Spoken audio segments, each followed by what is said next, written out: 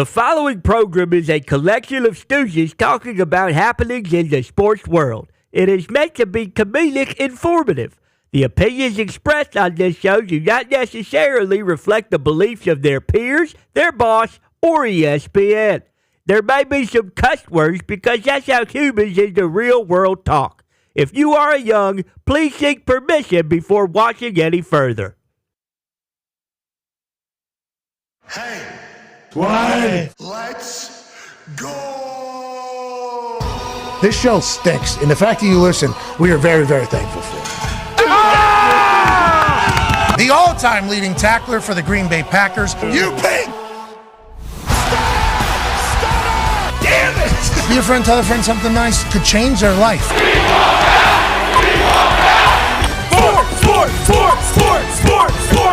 Hello, beautiful people, and welcome to our humble abode, the Thunderdome. On this massive overreaction Monday, May 6, 2024, this sports program starts now. Sports! We're awesome this weekend. We had 3 Game 7s, 2 in the NHL, 1 in the NBA, 4 series ended, another couple series started in round 2. I mean, we are kicking off a magical time of sport. There was the greatest roast of all time last night that we're certainly going to talk about. Who were the big winners we saw from the evening in which we saw comedy happen that we haven't seen in years? Legitimately, the greatest roast of all time might have been something that changes the trajectory of entertainment going forward. I thought there was a chance it was going to suck, especially whenever you got football guys going up trying to do comedy. I thought maybe there was a time coming where the football players were going to get exposed for not having personalities, not being charming, not having timing or delivery or chops, especially with the group of comedians they were going against, who are absolute savages. The football guys held up their end of the bargain. What a night last night. Big shout out to Tom Brady for doing that, obviously. Jeff Ross piecing the whole thing together. Kevin Hart, great host. I mean, you have like one of the biggest stars on earth hosting an event like that alongside all the other talent is a fantastic move. Nikki Glazer, big winner. Big winner. Andrew Schultz, born for that. Dominated. Sells out Madison Square Garden back-to-back nights. Has 50 Cent come out and perform one of the nights. I couldn't even fathom what that place was like. And then he flies to L.A. to the Forum, sits on a dais, watches everybody else do his thing, knowing that when he gets up there, he is about to just crush his entire every other sentence was a murder of somebody for Andrew Schultz. It was beautiful. Nikki Glazer won me over as a fan. She's great. Won me over as a fan last night. Jeff Ross, they kept saying, hey, Jeff, you better hope these roasts continue or you'll kind of fade into irrelevance. Who cares? He is fantastic. We need to keep these roasts going so we see more of Jeff Ross. Thinner, they're saying good. Ross. Looks good. Tony Hinchcliffe killed Tony. I've seen him on Instagram. I've met him at a wrestling event or two. I don't think I've ever seen him fully work. Brilliant, absolute mastermind. And then you think about Tom Brady, and you think about Robert Kraft, and you think about Peyton Manning, and you think about Bill Belichick, and then you think about Ben Affleck, and you're like, which one's going to be the worst? It's Ben Affleck. I don't know. Yeah, He's pretty good. Yeah, no questions asked. No questions asked. This guy was the worst. They should have said, hey, you're like one of the greatest thespians of all time. Why don't you act like a comedian for a night? He refused to do that. He wanted to tell a little bit of a story going through Tom Brady's social media, which is certainly fascinating, but it was great to see Ben Affleck. Yes. We love seeing him. Big fans of him. But if you think people that sucked last night, everybody's just pointing at this guy. Unfortunately. And that's a shame. It is. That is a shame because we know how talented he is. But anyways, thanks to Tom Brady, Netflix, Jeff Ross, everybody over there for the greatest roast of all time. Unreal. We'll be playing some clips throughout the show today. I assume we'll get a cease and desist and probably soon piss people off, but it's worthy of being heard because it's sports related. That's right. Sure. And who would we be as journalists if we didn't showcase what was being talked about in the sports world, especially last night? I assume that number is going to be absurd. It was obviously going against a Game 7 between the Vegas Golden Knights and the Dallas Stars in Texas hockey. Congratulations. Wow. Congratulations. Awesome. Last night was a big 2 TV night, or at least one in the phone, and Netflix greatest roast of all time was The Sound, and I love watching that Game 7. Let's get to the toxic table at Boston Connor and at Ty Schmidt. Massive weekend, obviously, for sports. The Boston Bruins put away the Maple Leafs. Boston Con Man, I know that you were eager to see that series potentially end one way or another because the way Toronto flipped the tide on its head to get this entire thing. Now, That's hilarious. Now Biz owes you 20 public push-ups. And Swayman, the goalie for the Boston Bruins, who, led them to victory, had a 95% save rate, I think, throughout the entire series, which is like the second highest of all time in Boston Bruins history. He was one of the original 6 teams, obviously. But he'll be joining us at 1:30 Eastern time. But Con Man, you had to be pumped to see the Bruins somehow get out of there with a big win after an injury to a goalie that nobody could have expected. Yeah, that was incredible news coming through the wire on Saturday. I mean, we all saw Biz shit in his pants when they realized, Samsonov was going to be between the pipes instead of Wool. I'm glad you guys could pull up the old photo of me when I played for the Junior Bruins. That's very nice. But the guy you had same hair, old photo. Well, old photo. I came out of the womb with a mustache, people said. But Hampus Lindholm, right there, that number 2, had the tying goal in regulation. Hampus, the Hopper Lindholm, cleaning up the dirty laundry all night. I mean, the other thing that isn't on there is that Pasta's goal basically was the Humper's goal. Like the way I don't know how they know where the puck's going when then they're just throwing it off the board. This is the goal that you're speaking of. Yeah, but here it is. Hampus tosses it down off the board. Ooh, what a pass. In overtime, game 7. Even O's the mentalist says this is going to 7. It's going to overtime, and the Maple Leafs are going to win it. Pasta says, I don't think so. O's. Yeah. Maybe the first time he's been wrong that we've seen. That guy is an actual demon. But to your point here, perfect pass off the boards to play at the Pasta. The touch is silly because the weight on that has to be proper as well. Yep. Too hard dies on the board. Yep. Too soft doesn't make it all the way back. Perfect pace. That thing makes it to Pasta in stride so that he can... Bengals. Nasty. I mean, you mentioned O's. I forgot. What a bitch. You know what I mean? O's the mentalist. Hey, O's, if you're listening, you're a bitch, dog, for picking the Toronto Maple Leafs. You were wrong the whole way. Your mentalist shit's bullshit. But now I would like to correct when it that comes statement. to sports, when it comes to predicting Game 7's, O's of your hockey shit is bullshit. between Boston and Toronto. But bingo. Now O's knows you never bet against the Bees when they're playing the Leafs, especially in a Game 7, especially in the playoffs. But as much as I'd like to enjoy this, I got to set my sights on this other bitch, Darius Butler. In the fourth. This guy was in the pit crew this weekend. Exactly.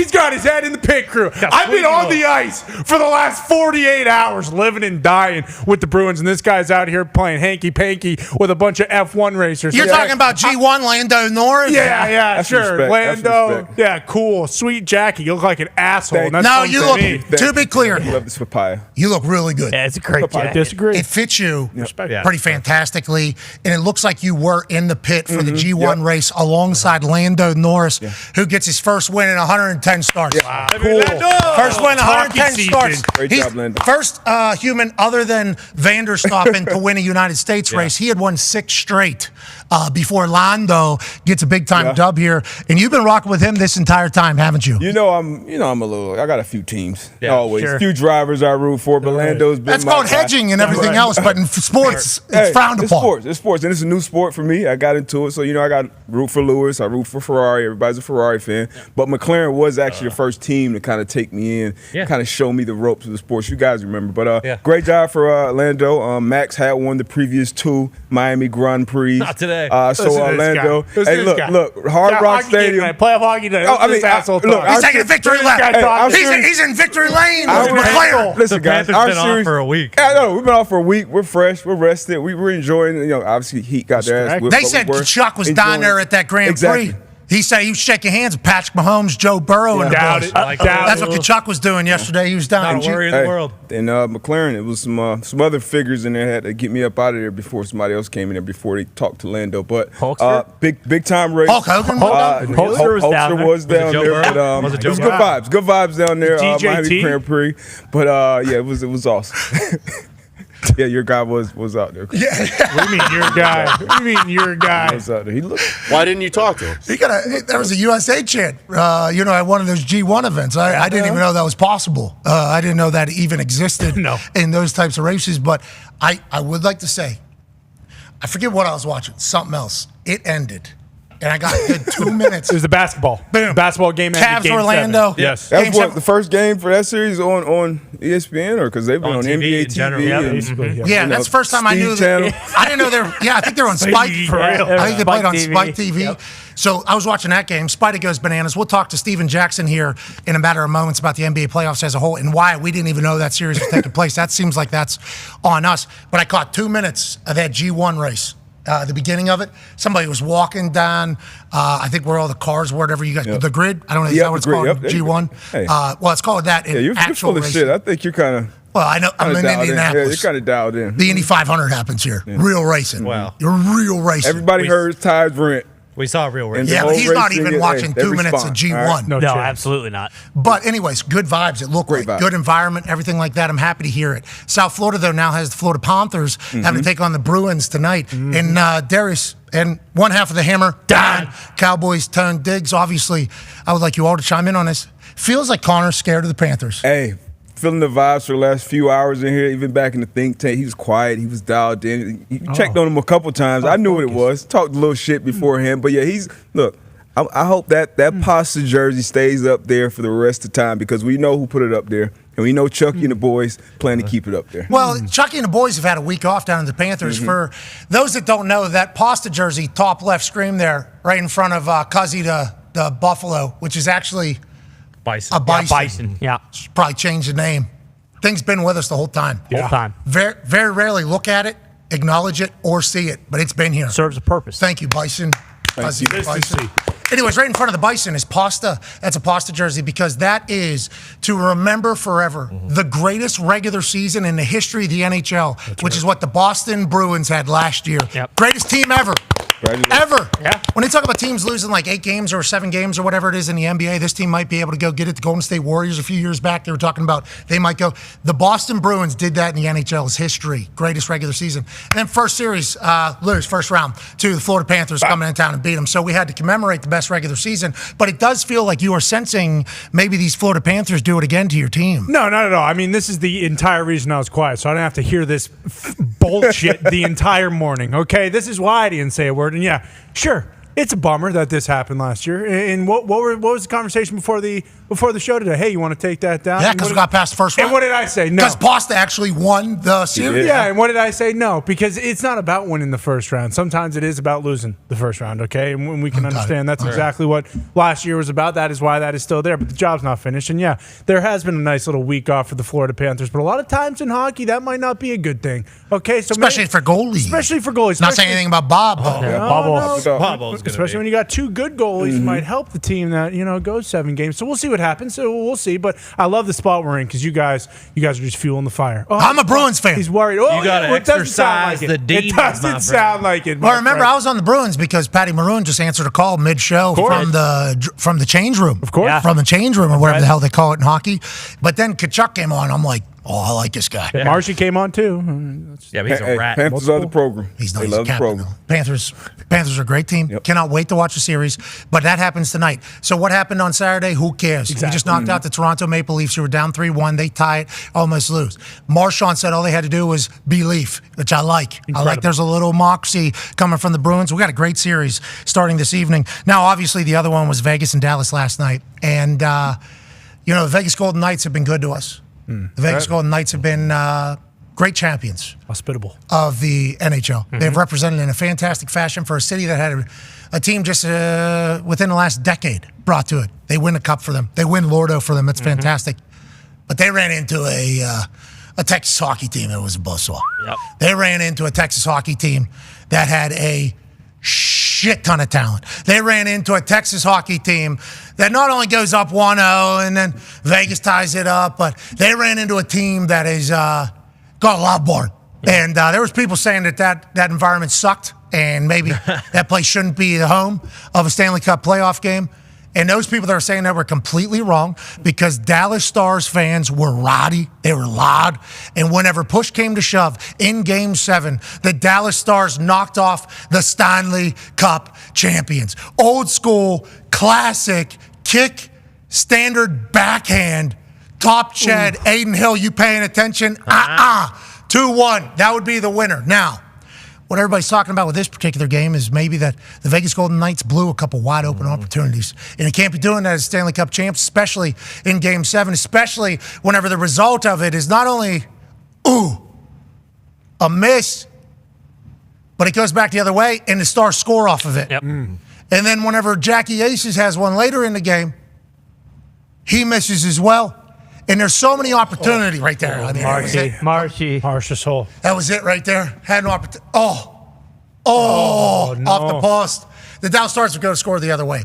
KG Affair, Ty, your Vegas Golden Knights are now officially out of the running to go back-to-back like the Penguins did in the past and a couple other teams have. How do you feel about the series? How do you feel about the Vegas Golden Knights, Paul? Yeah, I mean, it absolutely stunk. But like you said, that's filthy right there. Yeah, and a lot of people, say, hey, Jackie Ace has got to bury this, and he'd tell you that he has to bury it as well, but he was the straw that stirred the drink for the Golden Knights offense. And also it was his move that made it. Exactly. Well, he created the... Yeah, he's unbelievable. It was one of those things where just, the hot start, get out 2-0, just too little too late. Just they didn't have the magic last night. And you knew if he would have scored that goal, and that was at the very end of the second period, if they're up 2-1 going into the third period and Dallas has to kind of play behind from a little bit, it maybe changes things a little bit because Otter was just standing on his head the entire series, just so tough. But then third period starts, KG Affair, like you mentioned, and Dallas scores 19 seconds in. You kind of knew it was going to be a little bit of an uphill battle, but I'm glad that, I know how bad Gumpy wanted this. He wanted this, more than he needed air to breathe. So Connor's got a team in it still. I'm glad that these guys are going to be able to, hopefully one of them will be able to experience a Stanley Cup on this show because it's a special, special treat. And I'm proud of the boys. I'm excited for next season. Hey, way to go, Golden Knights. You're good champions. That's right. One half of the Hammer, Dahn. Cowboys, Gumpy, living in La La Land, pal, with Texas hockey moving on. Good for you. We answered the bell this time. Years past, we go down a goal or two, we wouldn't bounce back like we did, and Otter was on his head in this series.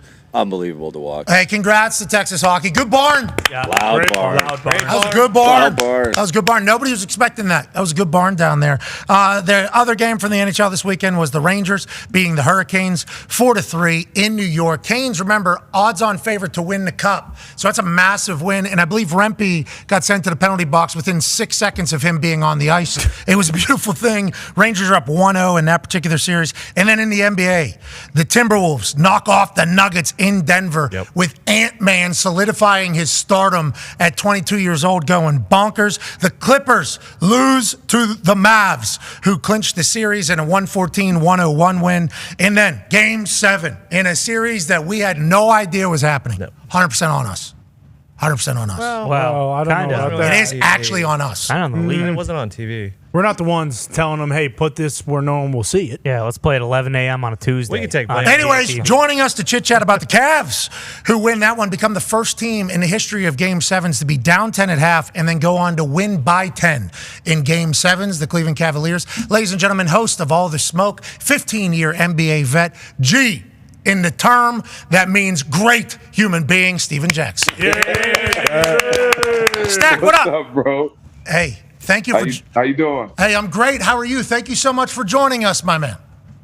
I'm good, my brother. You know anything for you. It's very kind of you. I know you have a lot of other shit going on today, so thank you for making some time. Let's chit-chat about this Cavs team. Now, obviously, Game 7 takes place. Spida goes for like 50 in Game 6, loss. Then he goes for 39 in Game 7, kind of carries the Cavaliers to a massive win. We had no idea this was happening. Does this Cavs team have a chance, Stack? Is this a team that we think is going to be able to do a little something against the Celtics? Or what are some thoughts on this team for somebody that maybe hasn't seen them until literally yesterday? Yeah, I mean, Donovan Mitchell is a star. Everybody knows that. He was a star wherever in Utah where he played. You know, this guy could score and get downhill like nobody else, and he's very athletic. But for me, I posted this on my page. This was the worst defensive game I've ever seen in my life. It looked like a overglorified LA Fitness game. Besides Donovan Mitchell and Paolo Banchero.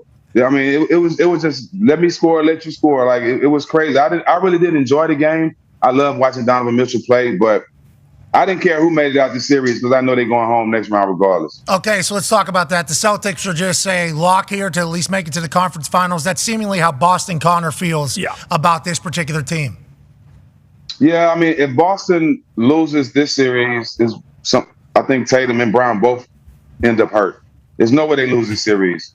This team is put in position to be Eastern Conference champions, and they play to get to finals. They haven't had a lot of success the last couple of years. So losing in the second round to Cleveland would definitely be a letdown for them. It'll be a letdown season, and that's the furthest thing that's going to happen with Boston. They got those studs on their team. They're trying to win this championship, and they focused on that, so they're not going to stop the second round. Brad Stevens got Executive of the Year. Missoula is over in Boston. Tatum obviously going bananas. Porzingis, is he playing? He's got the soleus. The soleus issue. Yeah. I don't know how you tall. I'm gonna say I don't know how you big tall folks don't have more of those injuries. Honestly, those ligaments and everything, and the tendons. I don't know how more injuries don't. Like Wemby, I don't know how his ligaments work. I don't even know how they're able to be that big, that strong, that fast. Let's not talk about Wemby. There'll be a lot of time to talk about him in the future. Connor has a question for you, Stack. Yeah, obviously the Clippers once again kind of fell short, and it feels like every year we're going to do this with Kawhi and Paul George, and then when the playoffs come around, unfortunately, it seems like Kawhi will play a game and then get hurt again. What do you think is going to happen with them? Do you think they blow it up, and do you think there's any chance that the Lakers can poach Ty Lue from the Clippers to go over and coach LeBron? You know what? I just said this on our show. I totally agree with you. You blow it all up. This is the perfect year to blow it all up. You're going into a new arena. Paul can opt out. James is a free agent. You can unload those guys. Paul can go somewhere else. Ty Lue is a free agent as coach. He might can go sign somewhere else. You can break this team up, start younger, going into a new arena, and try to help get Kawhi off. But the way this team is going with guys not being able to play, you don't know what roster. This team don't even have an identity because you don't know who's going to be on the court. So at this point, like I said, going into a new arena with having so many guys dealing with contract issues right now, I think it's the perfect time to blow it up. You got a few young guys that you can keep on your team that could be great pieces going forward. But to me, I think they blow it up. I don't think it goes no further than where it went so far. So to describe this era for the Clippers, obviously we got Ballmer building an arena with the most amount of toilets in the history of the NBA, and obviously him grabbing thighs in press conferences. But will it be remembered as just like health? Nobody played together? Is that how it'll be talked about, and why it didn't work, you think? Yeah, it just seems like he's more worried about building the arena and being the shit instead of being the shit on the court. That's just how I look at it. No way you should be worried about that arena and all those things when your team is in shambles right now.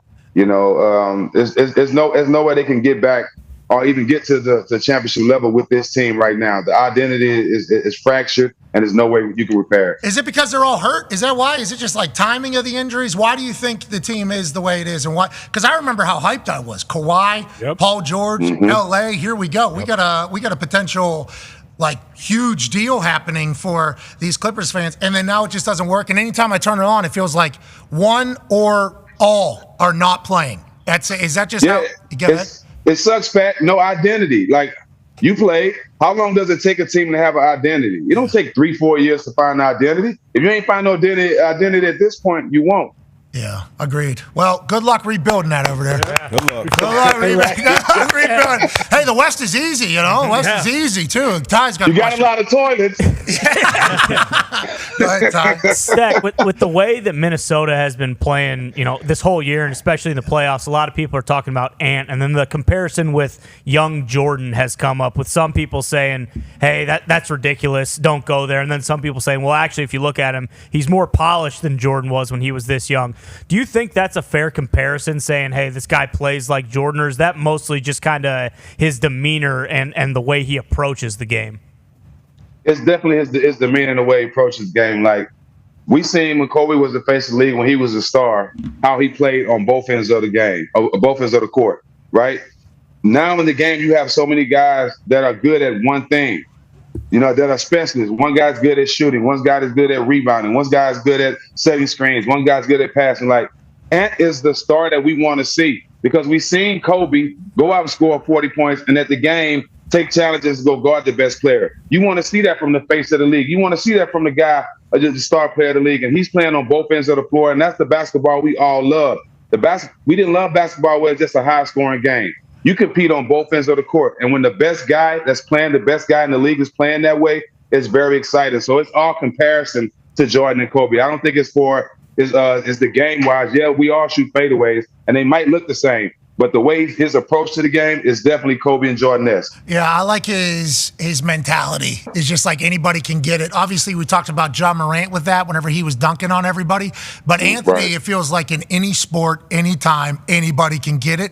And it's that type of mentality that I think a lot of us other athletes respect and appreciate, which is why Kevin Durant laughing while he's doing it. Because it's like, yeah, sports needs guys like this to continue to exist, I think personally. Now, I think Darius is going to ask you a question about defense here in a second, but for me, Joker's going to be able to figure out this team. Denver's going to be able to figure them out. Is that what we assume is going to take place?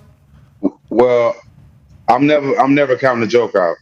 I'm never counting the Joker out. He's figured everybody out up until this point. They are the defending champions, and I think Coach Malone is great at making adjustments. But Joker is still the guy. He's going to figure Rudy Gobert out. He's going to figure that offense out. I think this game is definitely going 7, but Joker is definitely going to come back the next game and make a statement on it. That's what I feel like whenever you watch it. Because remember, we're just introduced to them in the playoffs because they were never on TV in the West before because there's so many. The Clippers are one of the storylines. Golden State, LA, let alone everything else happening like Phoenix was cooking. It's like the Nuggets were never on TV for us over here in Indiana or even East. So once we learn about them in the playoffs, it's like, oh, this team is like, they're like a high school college team, seemingly, and they can figure it out. Excited to watch. Speaking of defensive side of the ball, D-But's got a question for you, Stat. Yeah, Stat, you kind of mentioned as soon as you jumped on defense, and like you've been one of those guys who was a pillar on that defense side of the ball. You know it takes a lot of communication, just like in football. Who is that best team right now left in the playoffs on the defensive end that you think can carry into a championship? There's no question Minnesota. They be one of the best all year. You know, they got guys that take pride in. When you have a team, when you have 3 or 4 guys on the court, you got Rudy Gobert. He takes pride in it because he wanted to be defensive player of the year every year. He's the anchor of that defense. We just talked about Anthony Edwards. He takes pride not only scoring 40 points, but he's going to want to go out the best player at the end of the game. Then you got all the young guys that's coming off the bench. They slowly coming in the game. Nas Reed, 6th man of the year. You got all these guys that's coming in. They're slowly bringing that energy on the defensive end, and it's making them successful on offense. But this Minnesota team is definitely the best defensive team right now in the league. If Ant wins one, that'd be awesome. Early. Could you? That'll be scary. That'll be scary. He's 22. Think about the amount of money. You know, like because he's a great actor. Yeah, he is. Great. We've already seen that. What was that? Hustle. Yeah, he was phenomenal. Yeah. I don't even think I knew who he was, and then I watched the movie. I'm like, this guy's an actual player. That's great because he was better than. Bo Cruz. Yeah, the Bo Cruz. Yeah. Big shit talker. I love Kermit a good Wills. shit talker. Yes. Big shit talker. Yeah, I like his mocks. Yeah. Yeah, I like it. What's it called? A competitive juice or something is how some people try to describe it. It's like his is he's a dog. Yes. And it's 2024. That's it, point blank. Point blank. Yeah, in this game, in this world of like, hey, we're friends. We play video games at night together. We don't really do anything. It's like Ant Edwards lives like it's 1999. And hey, Pat, you got dogs, then you got dogs off the leash. Anthony Edwards is a dog off the leash. Mike Tyson was a dog off the leash. Yes, yeah. And Adam Silver is like, hey, can we at least have some sort of pen? Yeah, somewhere. That we're running in. Can we say it? The last question here Tone has for you, Stack. Yeah, obviously the biggest story off the court with teams that are not left in the playoff is the Lakers' head coaching job. What do you think about that? Do you think there's a best fit as far as LeBron at this point in his career and who fits with him? Because I mean, at this point, it's there's 2 years left. I know he's looking for another ring. Is there a fit that you think's best? I actually don't, man. I mean, Bron has done everything he can do as a basketball player. Everybody has respect for LeBron. I just don't like how the blame always ends up on the coach. How many coaches has he had since he's been there?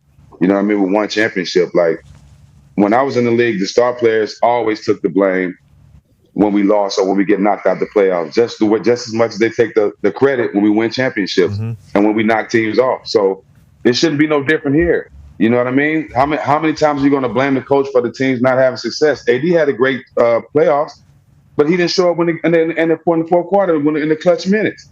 You know what I'm saying? Braun made some bad plays in the clutch minutes. So you have to, the star players have to take the same blame as the credit they take when they win. So I don't put the blame on Coach Ham. I think he did a great job. I think he did a great job of what he was dealing with. But at the same time, anybody that goes to that situation with Braun, whatever coach, it's going to be a situation where they're probably 75, 50% in control. Because as you see, he's going to have his imprint on the team, and it has been working. So what coach can actually come in there and make it be different? Yeah, there's videos being released of him grabbing the dry erase board during timeouts too. It's like, yeah, you can't do that. Well, I mean, if it's JJ Redick, they're doing that for podcasts right now. They're practicing. You know, hey, let's play. I don't know who it's going to be, but if you don't win with LeBron, you're gone. That's seemingly, or even if you do, that's what it Vogel's is. case. Yeah. Hey, Frankie Vogel won in that bubble, and he got sent out of there. Speaking of winning, I just want to let you know, I see your jersey and your hat. It's the Fever's era, brother. Okay, the Fever. No. Hey, well, you know what? Go ahead. I'm with you. I'm just wearing.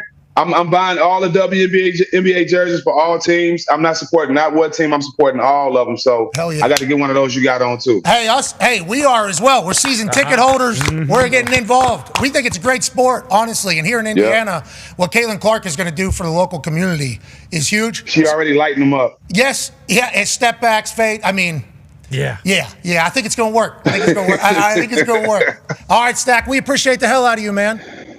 All love, Pat. Anytime, my brother. Hey, Y'all have a good one. what's the boxing podcast that you're doing? Fight Towns is back. All the Smoke Productions, Fight Towns, DraftKings Network. Hell yeah. Well, we appreciate it. Can't wait to listen. Ladies and gentlemen, Steven Jackson. Thank you. That's NBA champ right there. Hell yeah. NBA champ right there. I've known him since back in Indiana. Obviously, when he had a lot of ties here for a while. He got involved in that. They fought.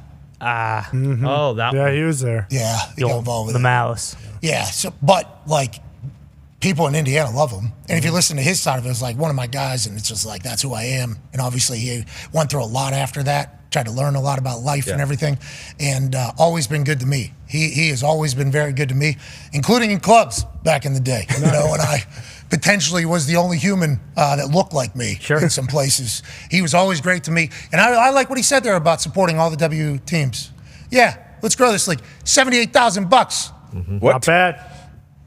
That's the The salary. number one overall pick. That's a rookie. That's what okay, Caitlin Clark's getting paid. It's like that needs to, especially Was it jersey price? especially in the world of sport. You know, like in the world of sport, especially whenever we have some of these nights where there isn't a good game on. It's like, this is a good product. This is a good sport. Yeah, let's go ahead and make sure we have stuff to watch that's incredible every single night. And what Caitlin Clark is already doing. I hate to break it to you, Aces. Listen, we're fans of the Aces. Of course. Kelsey Plum, friend of the program. Yeah. Friend of the program. Big fan. Yes. They got stars over there in championships. Adrian Wilson. There's Adrian, best in the league. Yeah. Absolutely. Best in the league, they're saying. For now. There's a problem in Indiana, okay? And it's what was going on in college seemingly is about to happen again. And I know that not the greatest defender maybe in the entire league was Gardner, but there's a blender happening when 22 has the rock so far.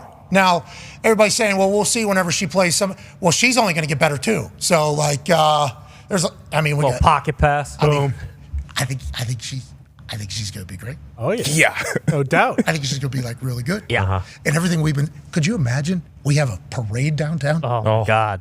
because the Fever. Now the Colts obviously knocking on heaven's door. Sure. When it comes to Lombos here for Close. Super Bowl. Super close. Yeah, you know what I mean? We're not AR5. Gardner Minshew got us to the playoffs last year. Now, guy doesn't catch the ball, doesn't score, so we don't actually make it, but he was there. We have that whole thing happen. Pacers, Tyrese Halliburton, they're going to knock off the stupid Knickerbockers. That I'm might going be to tell you a that sweep. right now. That might be a The sweep. Knicks are done because the Hicks are coming to town and about to wipe the floor. We're talking Indianapolis being known as Parade Town for maybe the next 10 years with what we have going on in basketball and football. And Bruce, I know you're all zeked up about this Knicks team.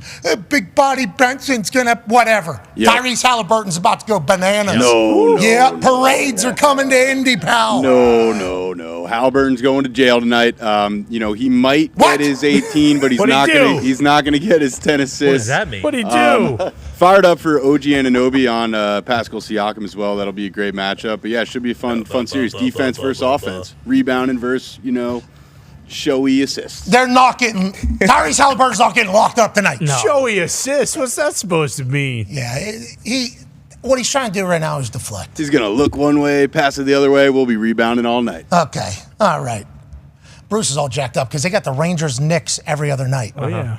Just like Boston has Bruins Celtics every other night. Next week. Two very easy to deal with cities Sure. of sports fans have both playoffs right now seemingly just on the ropes. That's great for all of us, isn't it, Connor? I mean, it's fantastic, especially when you look at those NBA championship odds. Now, I have not seen this until right now. If you're not betting on the Nuggets or Timberwolves, you're an asshole. But that's just me. Yeah, it's a wonderful time of year. This is for a Celtics fan, of course, but even just as a sports fan, being able to watch meaningful playoff basketball, playoff hockey. Now that we're past this first round, it really does kind of get to a different stratosphere when it comes to playoff sports. Hell yeah. We'll continue to talk about the playoffs for the next, hour or so. Jeremy Swayman, goalie for the Boston Bruins. Hell yeah.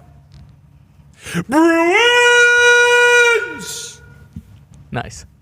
That was pretty good. There it is. Thank you. That's real talent. Thank you. I appreciate that very much. Puck saving Swayman. Bars. Wow. 95% save pretty percentage. good. 145 shots he's seen.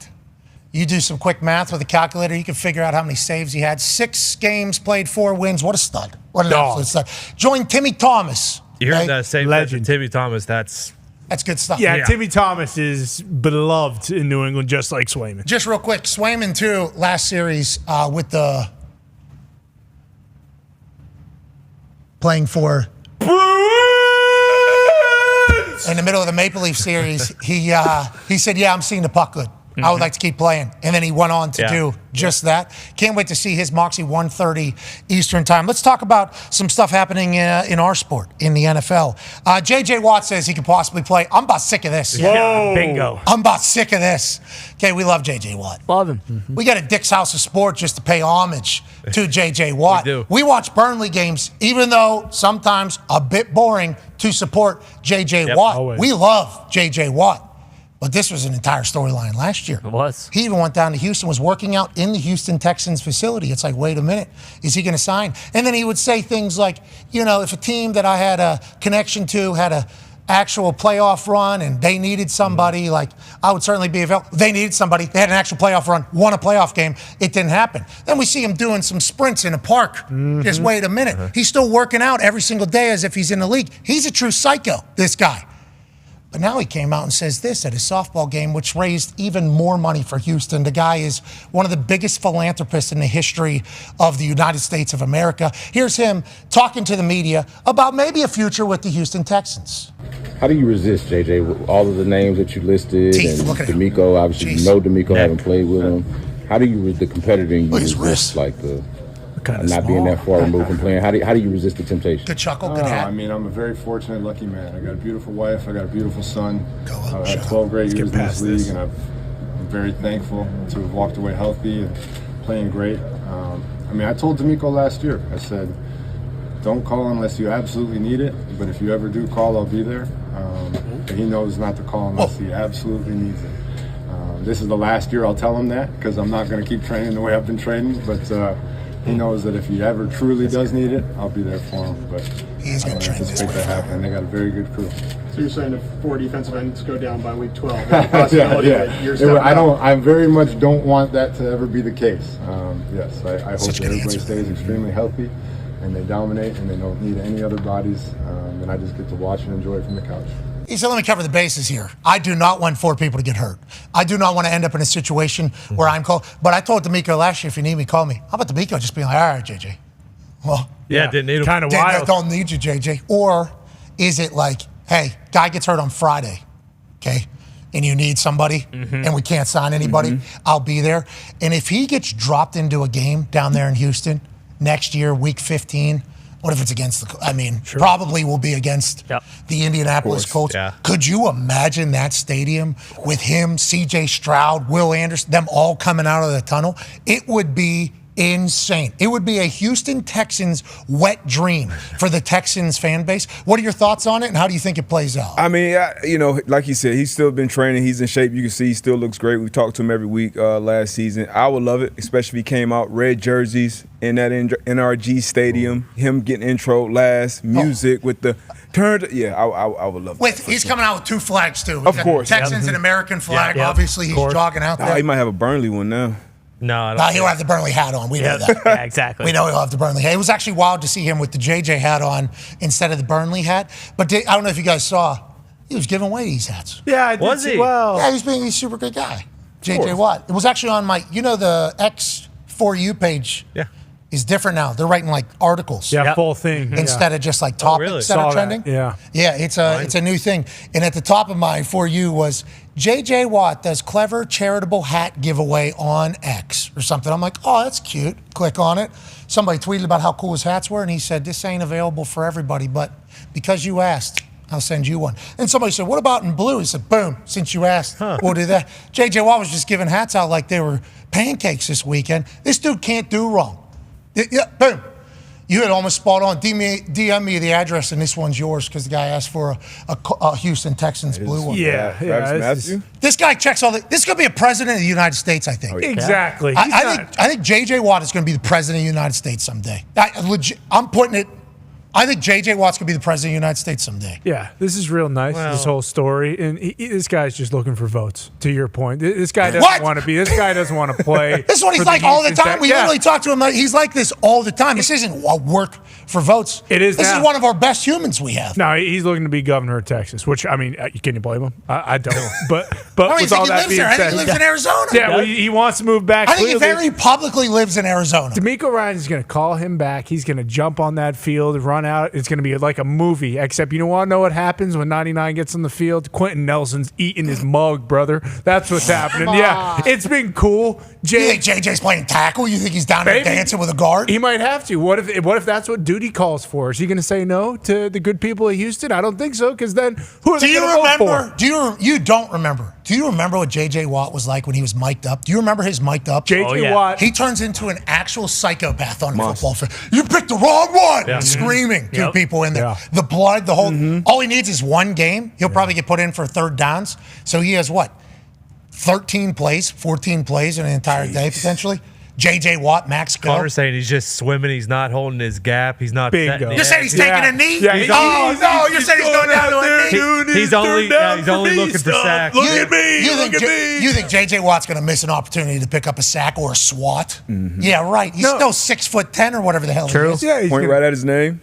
There's a photo coming out from Bing. Yeah. That's me.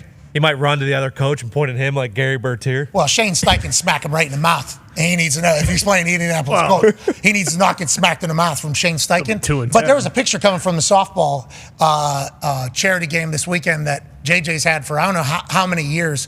But Stephon Diggs, Andre Johnson, J.J. Watt, and D'Amico Ryans all hanging out, having a laugh. I mean, it's like, the past, the future, and the present of the Houston Texans all in one photo, raising money for the great city of Houston. It's a beautiful thing. Don't call unless you absolutely need it, but if you ever do call, I'll be there. Says J.J. Watt. Politician-ass answer.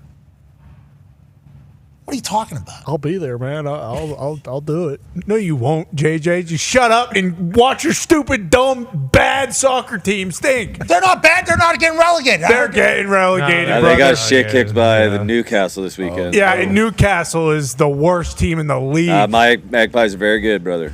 Shit.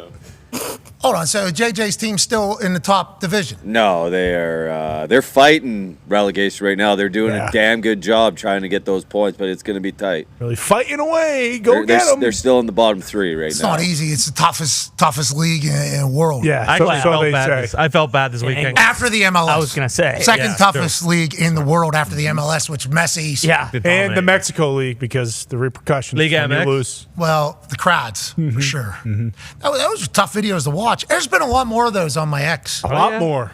Just videos of people just dying. Yeah, creepy.org. Can we stop that? No, it's good. You need to remind people every once in a while. This could happen to you. See, I do fear that is the actual thought on why I'm allowed to see these videos, but I'd like to counter that with saying, I don't need that in my life. No. I don't need that in my life. I already got enough problems. We're already trying to figure life out. I don't need to see other people dying. No, absolutely not. And not. it used to be a code on the internet. I don't know if we talked about this a couple times. Yeah, no dead bodies. It used to be like a code on the internet. Like if the video has somebody dying in it, it's not like we're not doing this. Now it's just like, you want to see a dead body? And then it's your algorithm's right here. There's websites for that stuff, and it's not on X. That X is not the website for dead bodies, okay? That's E-Bombs World or whatever. I agree. If you want to go find that, okay, you got to go to a special place. You're right. Not my For You page. E-Bombs World? E-Bombs World. Classic. Throwback. Did the black community know about E-Bomb's World? This is news to me. First time it's probably something I probably don't want to know about. Okay, World Star, World Star obviously had a massive run. E-Bomb's World had a... It was Nick's homepage. Yeah, it had a run. Now my phone's listening, so I'm sure it'll pop up. Oh, it will. I don't know if it's still in I don't biz. think, okay. There's no way E-Bomb's World is still... Is he a beheading or something? This would be terrible news. Shit, we see that on That's what I'm Elon's saying. World. No, that's what we're talking about. No That's trigger the- warning, Right, no Elon's nothing. World just does it for you. E-bomb. Yeah, wow. Soundboards. What is this? Frank. That's Frank from Louisiana. Yep. Frank had a tough day. He just was scrolling E-Bomb's World and got fired because of it. Look, they got a tab for clean humor. Yeah, but, Let's check out funny photos. I assume one thing leads to another. Check out funny photos. Come on, I bet they're funny. Flash Tunes. Haven't heard of that one either. Who? What's that? Flash Tunes. Man, and see, listen, we need to, this is what we're talking about. Yeah. Oh, This is optical what illusion. we need not algorithmed into our life, is whatever those are potentially leading to. The internet was abuzz last night. Yeah. Not only because Game 7, Vegas Golden Knights, Dallas Stars, but because the greatest roast of all time happened. Yep. And whenever you're saying GROAT, you could be thinking greatest raffle of all time, which we had a few years back to a DVD, I do believe, that we created, a baseball one, where we raffled off a bunch of things. Always thought adding things in there with ode at the end, good marketing. Sure. So when I saw greatest roast of all time being marketed, I'm like, thank God, here we go. Because the GROAT is a beautiful thing to kind of pitch, especially if you're going to get actual goats to kind of get roasted. Tom Brady signing up for last night. Hey, way to go, Tommy. Go, Tom. Bold decision. The sport. Divorce. Crypto crash. The Fightgate. Alex Guerrero. TB12 shit. It just like A lot of jiu-jitsu. Yeah. jiu-jitsu. Yeah. AB got mentioned. Yeah. There's so many things that he could get picked apart, and he definitely did. So him signing up for it is incredible. I think Jeff Ross was a massive piece of putting it together. Seemingly, everybody thanked Jeff Ross whenever they were doing their thing. But what a night, and what a performance by numerous people. I really sat there for 3 hours listening to people do comedy. That hasn't happened in forever. No. Shout out to the entire event, I think, Con, man. Yeah, very cool. And obviously, as a Patriots fan, it was even heightened to the extent because you're seeing Rob Kraft, you're seeing Bill Belichick, Edelman, all those guys do their little jokes. I honestly, you mentioned Ben Affleck. Watching back some of the Gronk stuff, I thought Gronk was pretty funny. Yes. I really did. I thought he was awesome in the roast. And like we mentioned, there was a chance that a lot of these guys get up there and they just completely blow it. But it was cool to see like Gronk go up. And yeah, we have this 30 Gronk seconds. was called dumb no less than 1,000 times. At least. In very creative fashion. Speaking of creative, Gronk said, I'm creative, even though everybody thinks I'm a big dumb dipshit up here. He talked about it. Here's one of his jokes about Tom Brady. I didn't even know you were in Ted 2. I was watching that scene when a tiny furry bear started jerking you off. At least I think it was Ted 2. It might have just been security cam footage of Julian at your house. A lot of that. Yeah. A lot of that. Oh, I like that one. I'm creative. You guys all think I'm a dumb piece of fucking shit. If you go back to that photo. Hey, everybody needs to know, though. Like, I thought when Gronk was walking up there, I was like, man, I don't know how this is going to go. Me neither. I didn't know how it was going to go. Just as a fan of Gronk, and I understand there's people that are not fans of Gronk, and I understand there's people that are massive fans of Gronk. I am a fan of Gronk. Mm-hmm. Like, I enjoy him being him in every single setting. Now, some settings, I think he would even say, Gronk not supposed to be here. Yep. This is not where Gronk is supposed to be. So him walking up there, I'm like, I have no idea how this is going to go. If it doesn't go good, people are going to kill. For sure. People are going to kill Gronk on the internet. I started watching, I'm like, atta baby Gronk. And then Gronk even complimented himself a couple times. I wrote that joke. Mm-hmm. It's like, well, Gronk, kayfabe here. Yeah. You're supposed to, these are all your jokes, Gronk. There's a lot of people writing for a lot of people. One person I don't think had any rights, Bill Belichick showed up. Mm-hmm. Here's a little Bill Belichick chit-chatting from last night's greatest roast of all time. Gronk, I've been watching you on Fox NFL Sunday, and I'm begging you, please, stop doing your job.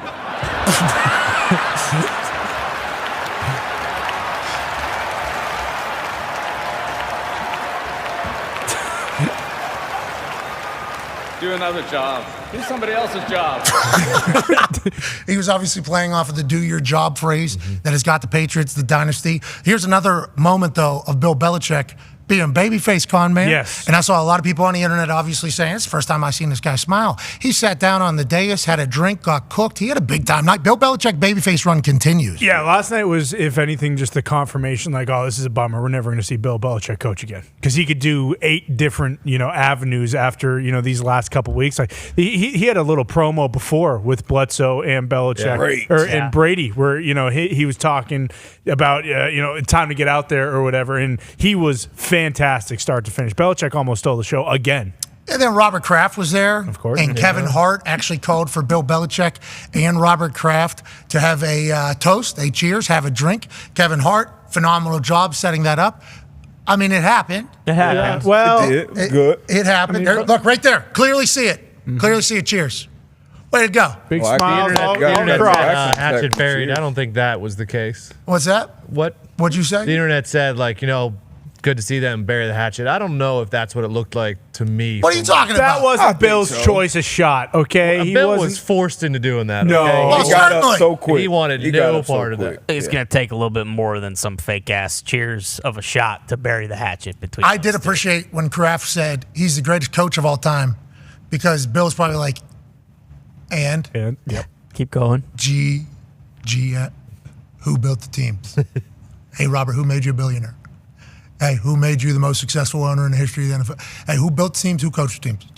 Now, Tom Brady had an incredible line about who was to blame or who was supposed to get the credit for winning the Super Bowls. And obviously, Bill Belichick ended his set by saying, it was both of us because of me, because he's the one that drafted Tom Brady at pick 199. So, that's a hilarious angle. And I don't know who chatted with Bill about what he was going to say, but at the end of Robert Kraft and Bill Belichick's speeches, they have to address whose fault it was, who wasn't it. And then Tom Brady takes a swing at the end and says, when I watch the Indy 500, does anybody ask the winning driver, hey, who put the gas in your car?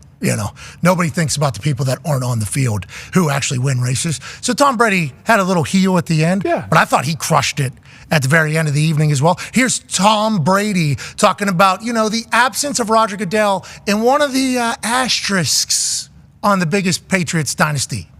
We got so many great football greats here tonight. Great football greats. But where's Roger Goodell?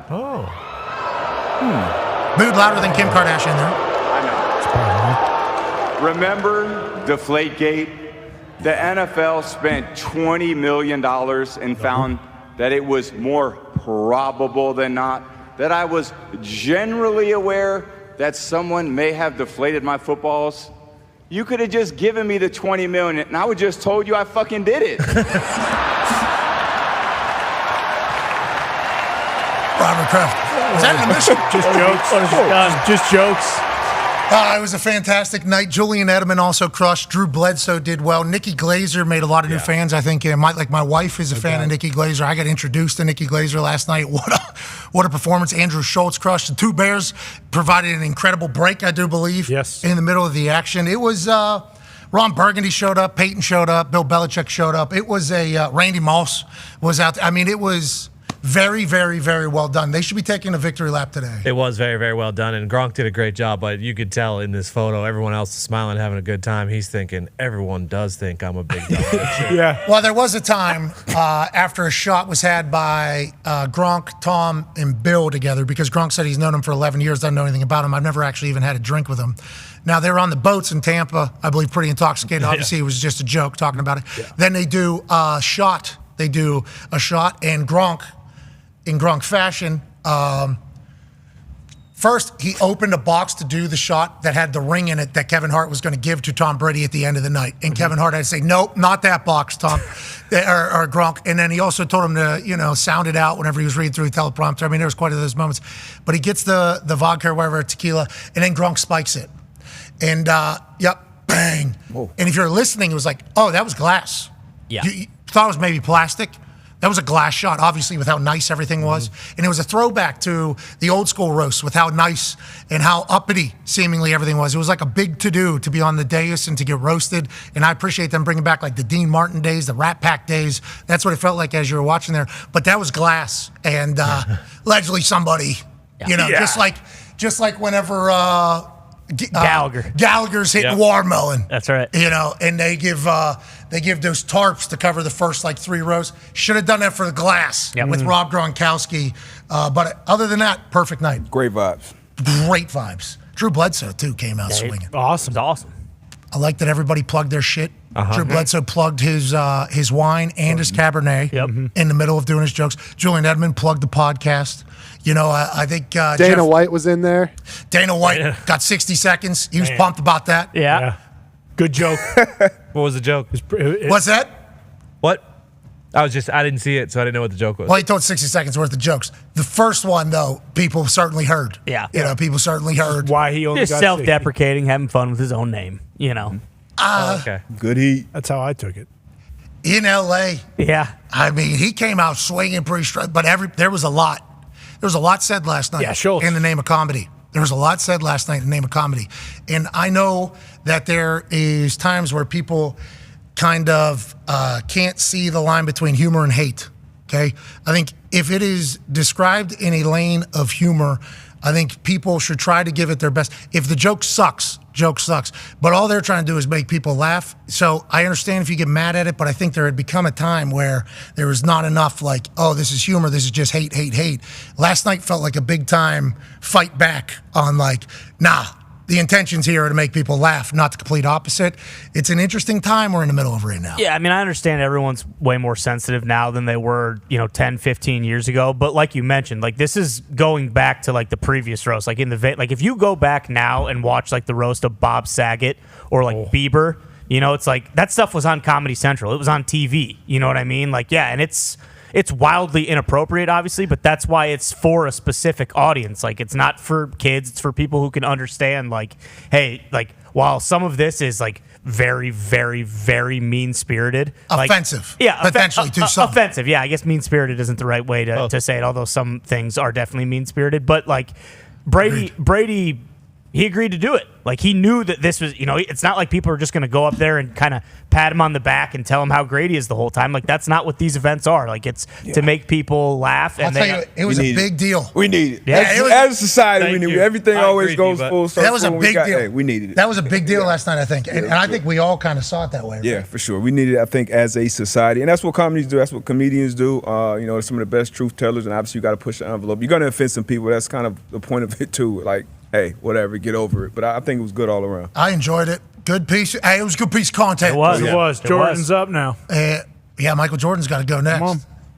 That kind of sucks. Hey, listen, because you're great, you had to commit your entire life to something, okay? While doing it, you were ridiculed and mocked and picked apart, and you got paid very well, so you're lucky to do it. You'll be remembered forever, obviously. But congratulations. Now you also have to sit here and let some of the most talented prick brains piece together the worst things that you have ever done and are. Congratulate, you're a GOAT. Yeah, that's you did it. Fun. Cost doing business. Tom Brady did it. It's gonna be really funny. Tom Brady, you're more famous and you're more than Tom Brady. Okay, is that right? Yeah. Why don't you have a seat here? Let Jeff Ross do his thing. Yeah. What a wizard with words. Oh my God. Unbelievable. I mean, just think, our former president has been roasted before on TV. It's like so JJ Watt needs one. Yeah. Okay. You said it, brother. Let's get to a break. We'll be back on the other side with AJ Hawk, fresh out of the Kentucky Derby, and the voice of the Kentucky Derby, Travis Stone, who's the actual announcer at Churchill Downs. Be a friend, tell a friend something nice. It might change their life. Take three. Is a man who will be compared to forever whenever they're talking about GOAT conversations in the sport of football. That's because he won 7 Super Bowls, was consistently dominant for more than 2 decades at football. Ridiculously handsome. So absurdly handsome. An underdog story, too, picked at 199 of the NFL draft. Not a top 5 pick, not handed anything. And then what did he do? He went to work, did his job, became the greatest of all time, and now a phenomenal businessman and a great representation of the greatest league on earth. Ladies and gentlemen, Tom Brady.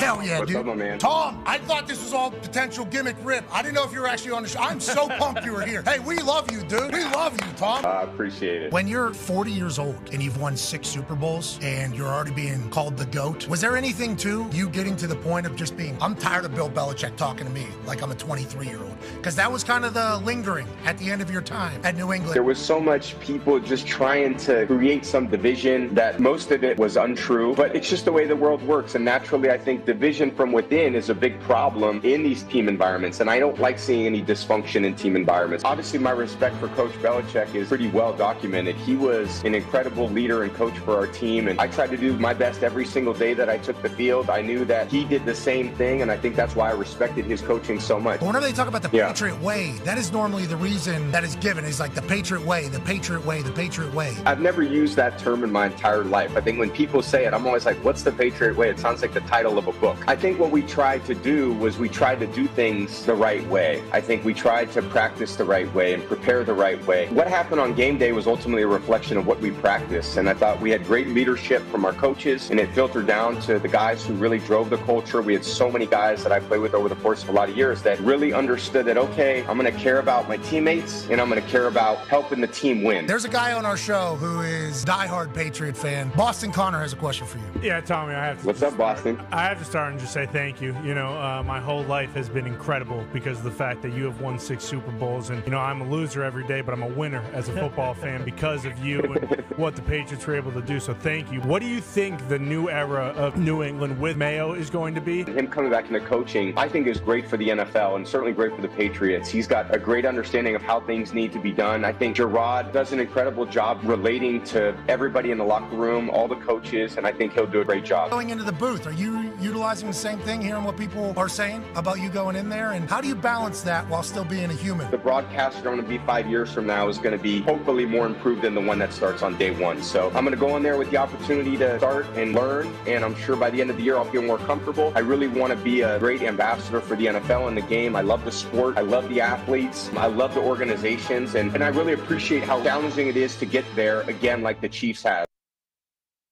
The following program is a collection of stooges talking about happenings in the sports world. It is meant to be comedic informative. The opinions expressed on this show do not necessarily reflect the beliefs of their peers, their boss, or ESPN. There may be some cuss words because that's how humans in the real world talk. If you are young, please seek permission before watching any further. Hey, Why? let's go. This show stinks, and the fact that you listen, we are very, very thankful for. The all-time leading tackler for the Green Bay Packers, you pig! Damn it! Be a friend, tell a friend something nice could change their life. Sport!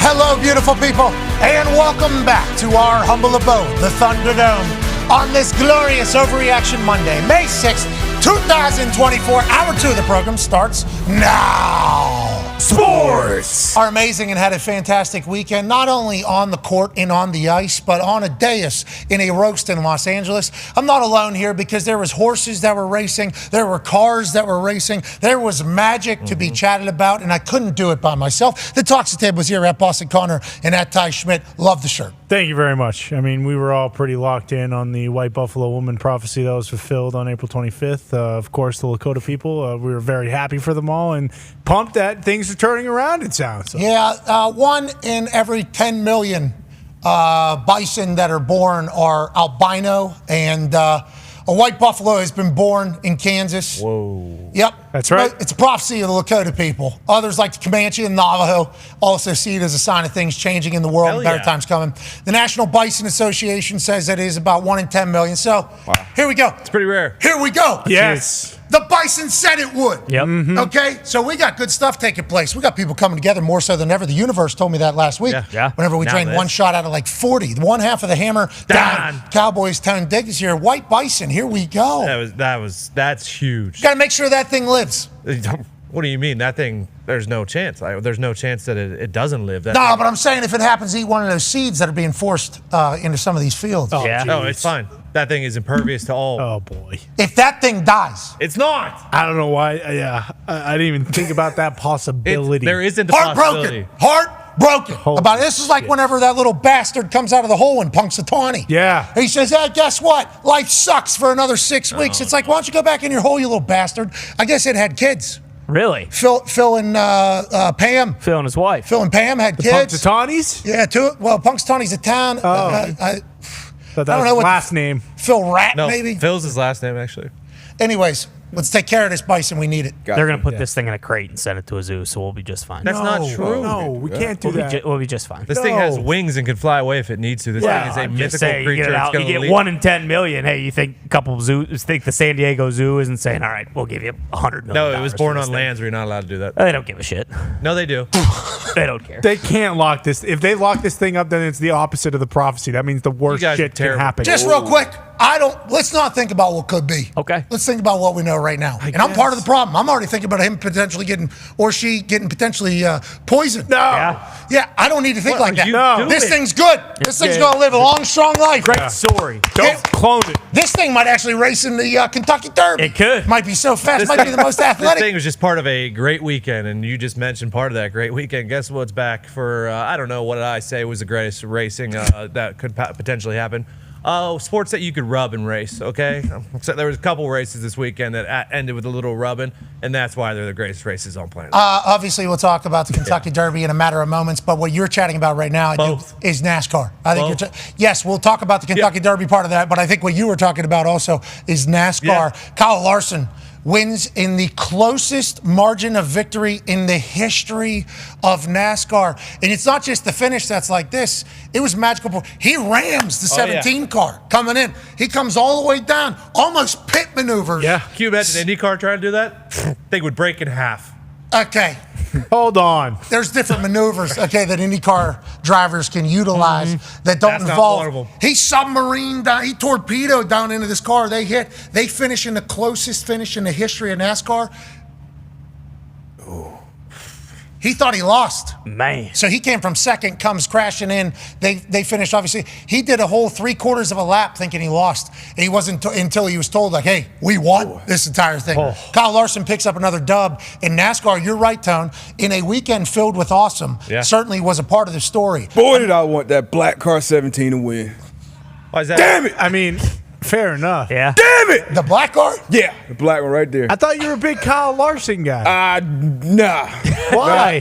Not my guy. You talking about the black car up there? I mean, good race. Good You talking old about the race. black Yeah, car? black car. It was. Now that you say that, it is funny that he would just went and attacked that car. I mean, it was a good move. It was Kyle Larson's a driver, but you're right. 17 was presumed the winner immediately after the race finished, but instead, Kyle Larson gets another dub. He'll be doing the double, the Indy 500 and the Charlotte 600 coming up here at the end of the month. 1,100 miles. Wow. He's got to be racing in one day. I assume when he gets in any car, he's going to learn some new moves. Speaking of another racing that has not been chatted about nearly enough, G1 this weekend down there in Miami. Congratulations. Darius J. Butler, our expert, was boots on the ground down there. How's the race? Somebody other than Max won. That means good. Yeah, finally Max Verstappen did not win. It was a great race, though. Got a little lucky, what you need in motorsport. You need a racing with the timing of the safety car because we had an accident. We had some rubbing. Logan Sargent, our one American-born driver, got flipped over. What? What's their problem? What's their problem? It worked in favor. I didn't know there was It's like prolific in the EPL. That's Bingo, and they're just bullshit. going cleats up on him. Yeah, not passing him the ball. It's because they were just pissed that the Hulkster went down there and stole the show. I mean, that's all anyone was talking about was, holy shit. What'd he say? Hulk, he said, listen, nobody gives a damn about F1, dude, okay? You want to see these 22-inch pythons? Come here, Mahomes. Come here, Tom Cruise. Come here, anybody else that's famous. Come take a picture with the Hulkster. Where all my Hulkamaniacs at? He said that? Pretty much, yeah. Every picture I saw from Hulk's Twitter, just celeb after celeb after celeb after celeb. They're all waiting in line to take pictures with the Hulk. And hold on, did he pump? Was he wearing a karaoke shirt? Because I know Hulk Beach karaoke on Monday nights. Yeah, Dominating. Exactly. I think it's just kind of assumed, hey, if you're coming in contact with the Hulkster, don't forget Hogan's Hangout Monday night, dude. You can sing the first song. I'm going to sing the second and the third, but you can sing the first. Brother. All right. So we had boots on the ground down there. Yep. All the celebs were out. Yep. Patrick Mahomes did the coolest thing out of the whole damn weekend down in Miami. How'd he do that? This guy's just fresh out of a hangover, I would assume. Guy's living and celebrating his life. He turned heel the other week on Raw. Now he's looking at camera going, I'm Patrick Mahomes. We know. Throwing it into the second level. Cold. Fresh into the building. That's what Patrick Mahomes does. That was the coolest thing that happened all weekend in G1. It was pretty cool. It was kind of a duck, but he's a part owner in that team. Him and Kelsey. Wasn't it? Good to see. It was a little. Yeah. But, that thing, that son of a bitch turned sideways. He's probably a little boozed. He's up. boozed up in the wind, and his glasses are so cool. Shirt's too tight. Yeah. Now that's why he unbuttoned the top one. No warm up. That's impressive. God, how does he do it, man? That's impressive. Jeez. How does he freaking do it? This guy, the GOAT status is just climbing. Britt wasn't impressed. Mind blowing. Well, Brittany's seen Patrick do a lot of amazing things. He's hitting hole ones at the house. Yeah, He's also seen the aerial shot. Speaking of big time weekend moments, we had boots on the ground at G1 with D Butch. Thank you for going to be in the picture. Absolutely. And then we had boots on the ground, obviously, down there in Kentucky for a derby that had a little controversy at the end, but a winner that we can all get behind with the name in Mystic Dan. Now, Bear was on the show on Friday. All of his picks were in the bottom 10. Yeah. The one he really liked, the one he really liked, just a touch, I guess lost by 53 lengths. Yeah. Really? But is that a record? We shouldn't just judge Bear by that. We should judge by the vibes that it gave off about the Derby weekend. Sure. Let's chat with our journalist that we had down there. He's a college football national champion, a Super Bowl champion, a Ryder Cup winner, and a man who is the current president of Ohio. Loves the Derby. AJ Hawk. Yeah. Hawker. D-Butch was down there at F1 paying $180 for nachos. You were down there hanging out with Kid Rock and the boys at the Kentucky Derby. How was the weekend? And I think the race was amazing, right? That's exactly what you guys were down there for. Yeah, the main Derby race was awesome. There was some controversy, and I've been to one race where they had it went under review, and then they changed it and gave the victory to somebody else. I thought that might happen this time, but I mean, I've been watching. I'm upset I didn't get to hang out with the Hulkster. The Hulkster sounds like he had a great time at G1, F1. What are we doing? Changing the name? G1 sounds so much better. better. I don't know what past them. It's Formula One, F1, Pinnacle Motorsport. G1 sounds so much better. Why is it kind of formula? Yeah. G1 is pretty sick. Yeah. It is. Here on so you're just trying to change the name? You're going to like Twitter to X here, but you're just doing it? Sorry about it. I'm on board. I'm with it. It's just one letter. Yeah. You know, you can accidentally mess that one up. Every time I go to say F, it just goes right to the next letter in the alphabet. No one gives a shit about the sport anyways. Whoa! Londo! Guy started 110 races. Look, I am over the moon for Londo. I could barely sleep last night. I was so jacked up for him, but no one gives a damn. All right, let's talk about Mystic Dan, shall we? Ladies and gentlemen, the voice of Churchill Dons, the man that has called, I don't know how many in a row, but every year I listen to his call back. So good. Not a single flub. No. None. 75 horses' names he's got to know because they can come from nowhere. The one that we didn't think could win is going to win. Long shots everywhere. Got to know the odds. Got to know how far back. Furlong, the whole thing, it's phenomenal. One of the greatest orators I've ever heard. Ladies and gentlemen, Travis Stone. Yeah, Travis. Appreciate that. Thank you. Hey, it's really impressive. No flubs the entire time around, and you're using binoculars. So I have binoculars at the house so I can bird watch, and we got a snake now down at the pond. Oh, no. The snake's boning, too, with other snakes. So, you got to, it's not good. We're about to have a going to need a snake wrangler ASAP. But binoculars are not easy to see out of. And this guy's watching an entire race and calling it with a field that is so wide open. Travis, how'd you get into this? And do you feel like midday, like, I'm in a zone? Like, is every day the same for you? How'd you get into this, and why do you think you are so good at it?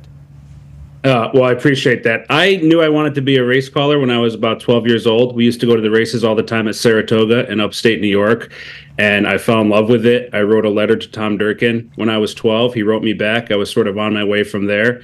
I practiced a lot, spent a lot of time calling races as a kid. I used to race marbles and matchbox cars. I'd ride my bike around the yard pretending to be a jockey.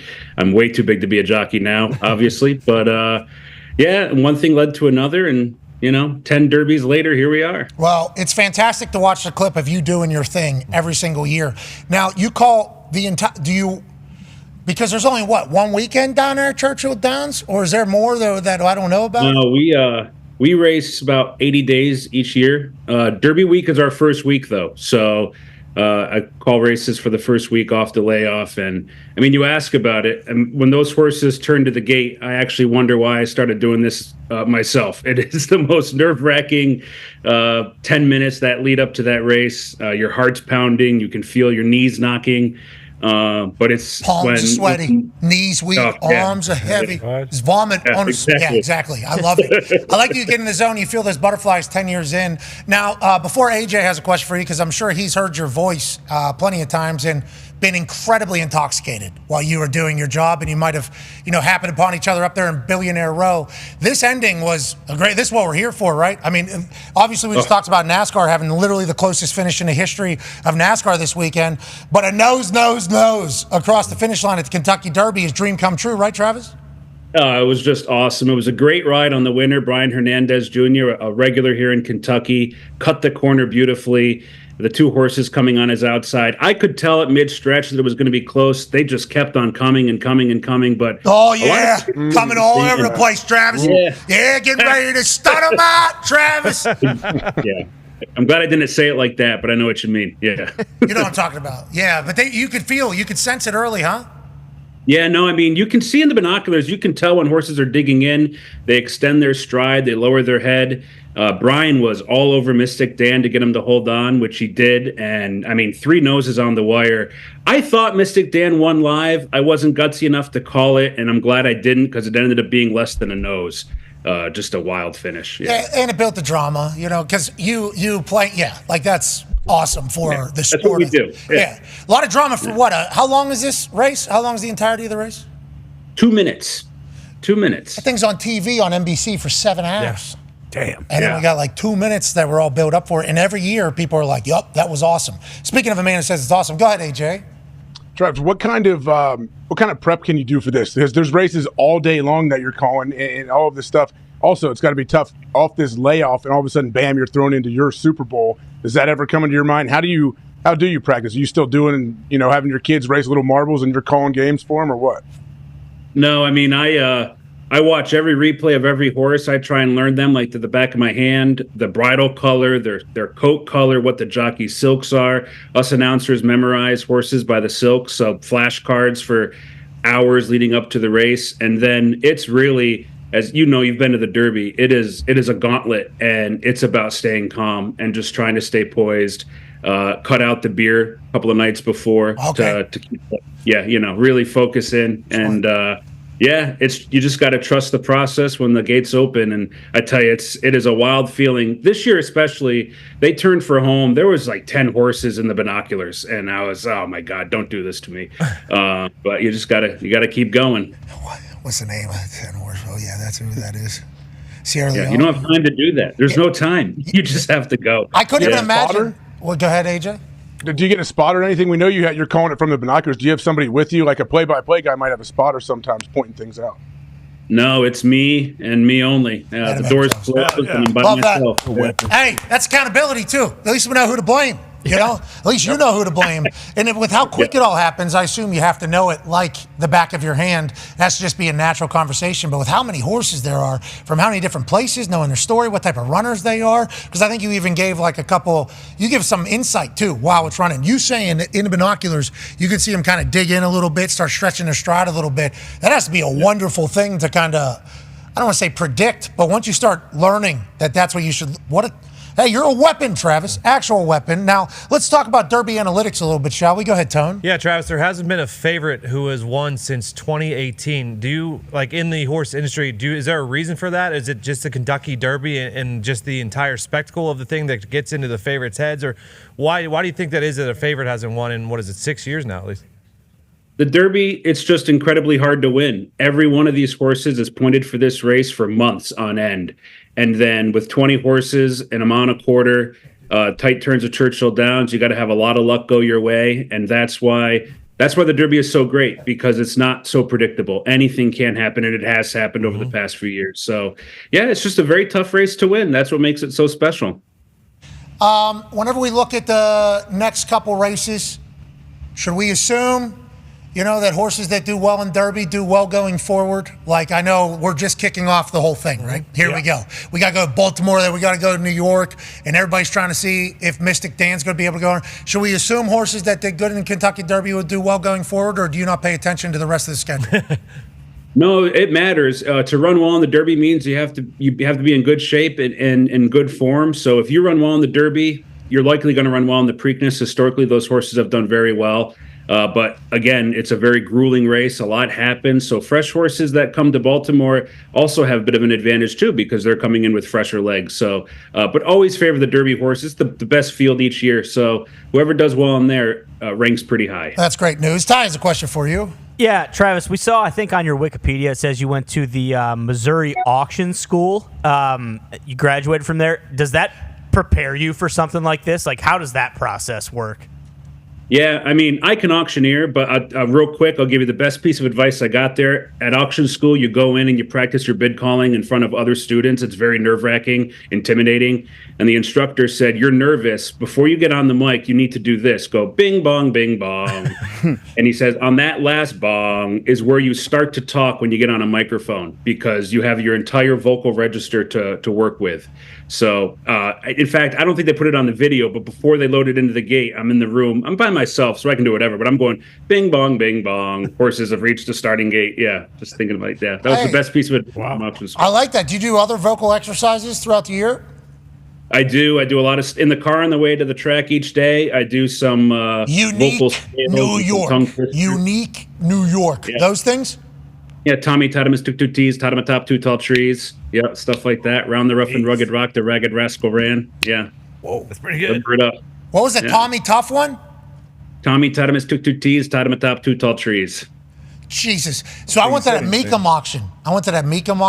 And they have 2 auctioneers. The one guy, I'm forgetting his name right now, good dude, cowboy hat, had the stick. It was a great display of speaking. Do you still have the auctioneer in you if you need? Like, let's say all the horses stop running. Okay, there's no more horse racing anymore. If you had to go do auctions, could you still auctioneer if you had to? I prime if I'm going to get 2, I'm going to get 25, I'm going to get 30, going to get 35. Yeah, I could do it. Yeah. I think so. Yeah, I think so. Yeah, I'd say. Yeah, I'm thinking you can. You know what else I'm thinking? I think you're related to one of the guys that works for us. You know that? What? Yeah, it's legit. I mean, this is a real deal. Yeah, look at. Oh dear. Boy. I mean, that's Bill McComas. Verbatim. I mean, you're 2 bald whites with a round head. I mean, you seemingly look very similar to each other. As soon as you got on the screen, everybody had the same exact thought. Holy shit, that's Bill McComas. Yeah. Now, we don't know if Bill can talk like that, but this guy can code YouTube if he had to. Bill, you guys need to maybe catch a drink together. Meet up with the old dad here. Of course. That a baby, Bill. Thank you, buddy. Seems like same exact body. Are you jacked too? Are you jacked? Not quite. No. Perfect. Bill's pretty jacked. Jeez. Go ahead, Connor. Yeah, I'm sorry about that. You look much more jacked than Bill does, Travis. But what? That's what I'm saying. Bill's been working his ass off. Oh no, yeah, Bill's jacked. But I mean, look at the traps on Travis. This guy he's a house, and he's just not saying it. You think he can bench 225, maybe 275, 240, 250? But aside from that, Travis, one thing that we always kind of revisit every Kentucky Derby is, hey, obviously this matters a lot, but the fastest horses in the world are at the Breeders' Cup. Is like the fastest, best type of announcer at the Breeders' Cup as well, or is that you? Are you the one that goes over? Do they call you up to the big leagues to get you to do that one as well? No, I got to tell you, the big league's the Derby. The Derby's the big one. We had record handle this year, 160,000 people at the track over the weekend. So, but you will see all the horses that race at Churchill on Derby weekend. They do point to the Breeders' Cup ultimately later on in the year. But if there's one race everybody wants to win, it was the one that we just had, for sure. Go ahead, AJ. Travis, do you have a favorite horse's name that you've called, or maybe one that's given you problems in the past? Yeah. So I was calling races in New York City, and they were coming on the track, and I'm memorizing the silks, There's a horse named Radiant Cut, C-U-T. And that sounded like cuck right there. Yeah. It sounded like you said C-U-C-K. No, C-U-T as in cut, but you can imagine the word radiant and then the word cut after each other, Oh, no. Punt. We're talking about punting here. Yeah. Oh, no. It got me a little bit. It got me. I didn't think anybody heard it. It was very, very subtle. But then they hit the wire, and instantly my phone started vibrating. I was mortified. It was awful. I was mortified. Oh, no. I have made a massive mistake. On favorites and toughest, let's go to D-Bud. Yeah, it's probably one of your least favorite moments in the booth. But what has been your favorite moment in the booth these last 10 years covering the Kentucky Derby? I had never been to the Kentucky Derby, and the first one I called was 2015 with American Pharoah. And so that would probably be up there. I mean, for anybody that's been to the Derby, it's an event, and getting through security, getting through parking, getting to the booth is a chore. I had never experienced any of that. And then I get upstairs, and a few hours later I had to call the Derby. So that's up there. This year's was an exceptionally hard race to call, with 3 horses down to the wire together. So this is a hard charging second. It might even be number 1 now. Yeah. Oh, I like that. I mean, we say everything's the greatest of all time as soon as after it happens, too. So you're our type of guy. We like that. But also, what a race, what a finish as we turned. Now, I didn't even know until I looked on the internet, because I was just watching a Derby on my phone while everything's happening in the world. My daughter turned 1 this weekend. Way to go, Mackenzie. Way to go, Sam. Way to go, Sam. But anyways, while I'm watching it all, I didn't even know there was a potential controversy until I look on the internet. And horse racing has controversies on a lot of situations. Yeah. I mean, AJ even talked about somebody winning, then not winning while he's still there, and it being a big deal. There's a lot of check-in. Bruce, what the hell happened this year? There was something that took place. So Tyler Gaffalione was the jockey for Sierra Leone, the 2 horse, and there was some bumping coming up the backstretch, and then you can see here Gaffalione kind of puts his left hand out almost like he's grabbing on to Forever Young there. Travis, what did you make of the lack of inquiry and people calling for it? I watched back a bunch this morning. There is some bumping. The hand thing, I don't know how serious that is. I mean, he could have whipped it, busted out the whip and hit Forever Young. So curious your take on it all. Yeah, so in the call, I said it. They were shoulder to shoulder. They were leaning on each other pretty hard, which is not uncommon for horses toward the end of a race. They're getting tired. They're trying hard. They're just trying to find another gear. The stewards at Churchill are right next door to me, and they watch every replay multiple times. I'm confident they reviewed it. If Sierra Leone had won, I think we might be having a different conversation. But he didn't win. So I feel like they looked at it and probably determined that it was hard to make a decision whether the horse should come down or not. Tyler is a great rider. He rides year-round here in Kentucky. And when he's had his hand way out to the left like that, Sierra Leone was trying to get in on him. You can see his rein is real tight there. The horse is lugging into the left, and he's trying to correct it. And I think he just got tangled with his left hand trying to get the stick out, because you can deter a horse from doing that by using the stick a little bit. And his trainer, Chad Brown, said the horse responds to that. So I think that's all that was happening there. Forever Young, the Japanese horse in the red, he ran a huge race too. Just Mystic Dan beat him by a nose. It was awesome. What a great stretch drive. So this is a nothing burger in the horse world, yes?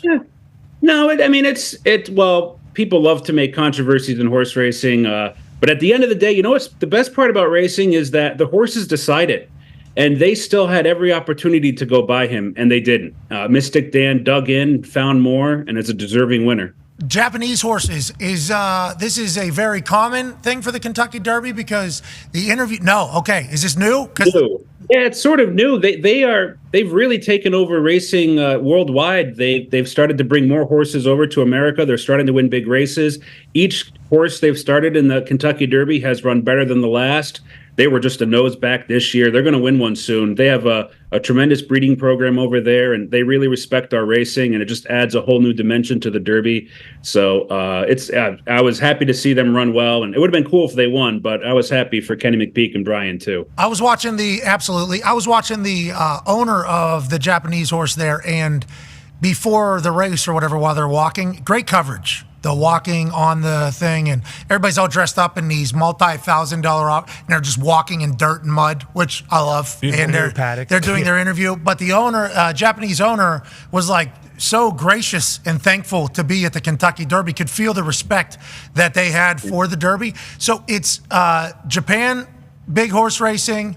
United States, big horse racing. Middle East does horse racing as well. Where is the and how?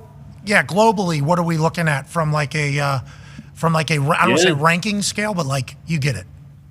Well, the American thoroughbred is still the fastest breed in the world. Hell yeah! Hell yeah! I like hearing that. Our 100%. ponies can run.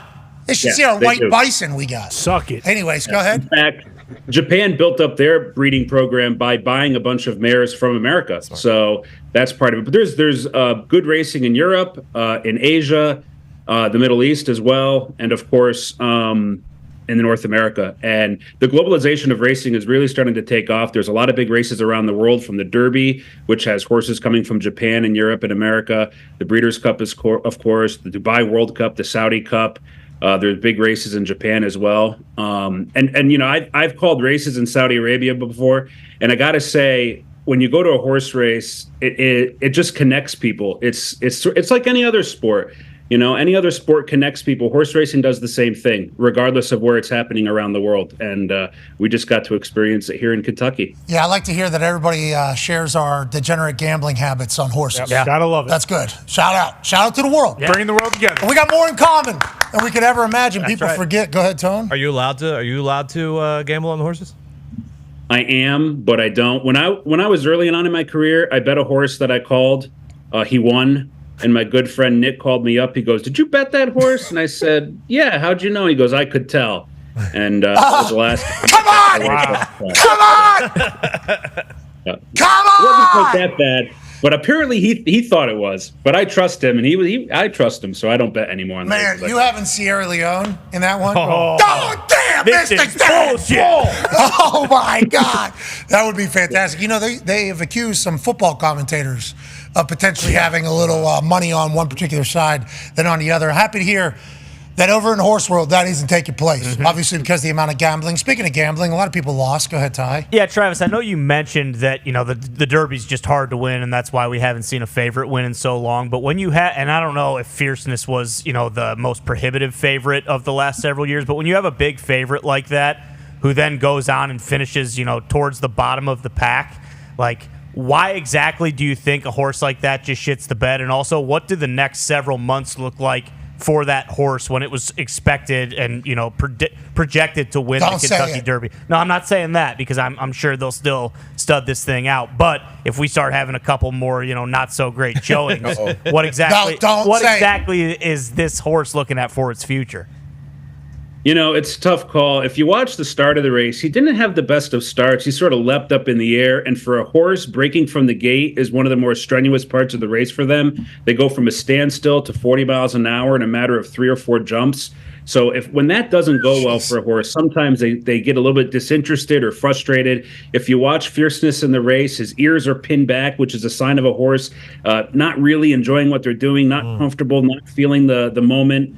And he just seems to be a horse that sometimes he needs things to go his way, and it's really hard to get things to go your way in the Derby. He'll be back, though. He's really good. He's a really good horse. Sure. We didn't see the best of Fierceness this weekend. Oh, front running Fierceness. Yeah. That's a shame.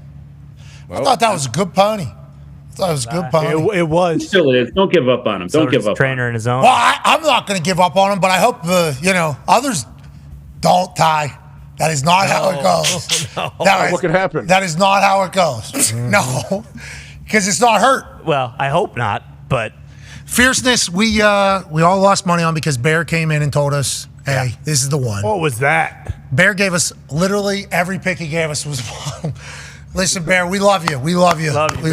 We love you. But I think what we're learning is it's tough to predict what's going to happen at the Derby, which makes your job even more difficult. And we respect and appreciate the hell out of you for joining us, Travis. I appreciate it. Thanks, guys. And hopefully we see you at Churchill Downs next year. AJ will be here with Kid Rock. Ain't you all right, AJ? Yeah, maybe. We'll see. Hopefully. Did he have a beeper? Reunite. Is that what you saw? I saw it. That was the first thing I saw when I saw him. Kid Rock had a beeper? Well, it was a Bluetooth speaker kind of disguised as a beeper, and he seemed to love that gimmick as well. Okay. Playing picture all day. Any other gimmicks? It was sweet. Played great songs. Played great music. Played great music. He's DJ Kid Rock all day? Yeah, he's playing the hits. Yeah, man, he was playing the hits. How many of his own songs was he playing? All of them? No, he didn't play. At least I did not hear any of his own songs. Yeah. Humble kid, bro. Wow. Is that right? Very there humble. at the Yeah, Kentucky humble. Derby. Yeah. All right, Travis. Jacked as well. Sorry we're having a full convo here around you. Yeah. But we appreciate you, buddy. All good. Thank you very much, guys. Have a good one. Ladies and gentlemen, Travis Stone. Yeah, Trevor. Travis Stone. 25 no? You hear him drop right back. Yeah. Still got it. Yeah. What did Tommy Tootsie do? He tossed something out I somewhere? don't know. Tied two T's on top of two trees. Is that what he says? Yeah, something like Tommy Tootsie tied 2 T's on top of 2 trees? Yeah, I Jeez think so. Louise. That one's a tough one. Yeah. You know what used to get me? We should have asked him. Real World, the show. tough. Go It's ahead and tough. say it 10 times fast. Go ahead. Real World, you get in there. It's tough. What do you say the one he did? The other one. Radiant Cut. Yeah. Oh, yeah. We thought he said cuck. Is that what you thought? I thought for sure that's what it was. Yeah. And said it was another one. The other, yeah. It's a great name yeah. for a horse. It's a tough name. A lot of opportunity there. Yeah. Do you sleep at Kid's house? Kid Rock's house? No, I don't know where he spent the night, but I did not stay there. How was it? Legit, for shoot. Looked like a great group. Yeah, it was fun. Yeah, man, it's great. Like a lot of those guys, I only see them once a year. So yeah, it's good good culture there in that house. Those guys. Any ayahuasca? Did you guys just all do ayahuasca all weekend? Come on. Oh yeah, just plant medicine all over the place. That's all we're doing. Oh, I like hearing that. Hey. You just said something much different, and I do appreciate that. Planting all A over. lot of guys probably already had their first test. Their annual test starts April 20th. Oh yeah, We're past that. Congrats to everybody. that's when you want to get Good work. Yeah, you want to get in the first wave of testing. Because if not, you got the first week of training camp. At least you know that's coming. But yeah, substance abuse program kicks off on 420. Good joke, Raj. Didn't ask him about that That's good, yeah. at the draft. Should ask him about that. Did you guys all have a nice laugh about April 20th being the start of the substance of abuse testing? That's unbelievable. AJ, I don't know if you saw or not. There was 2 Game 7s in the NHL, okay? Oh, yeah. And in this office, there was a battle between Ty's Vegas Golden Knights, who are the reigning Stanley Cup champions, and Bubba Gumpino's, our friend Gumpy, the Canadian stallion, who has a lot of teams around him up in Canada, you know, that he could be fans of. And Evander Kane told us that Canadian crowds are just more wild, brother. That's basically what he said for us to get to Edmonton. He's actually a fan of the Dallas Stars. Dallas Stars get the big win over the Vegas Golden Knights. Hell yeah. AJ, did you get a chance to catch up with any of the Game 7s this weekend? There were 3 of them, 2 of them in the NHL. Yeah, this one I was paying even more attention to because I know the fandom back in the office, but also the winner is taking on the Avs, so that is my squad. Looking forward to watching that whole series as well. Why are you an Avs fan? Well, my brother-in-law is on the squad, so I will always be a fan of whatever team he is on at the moment. You talking about Mitts, Jack Johnson? Yeah. Yes, I am. This guy's hands are the size of these iPads. This dude, Jack Johnson. frying pans. They are gigantic. That was the only thing I really could take away from talking to him. There was a lot going on where I met him, so I'm not sure I got all the words that came out of his mouth, but the only thing I walked away was, holy shit, this dude's mitts are gigantic. Is that an everyday thing for you, I assume?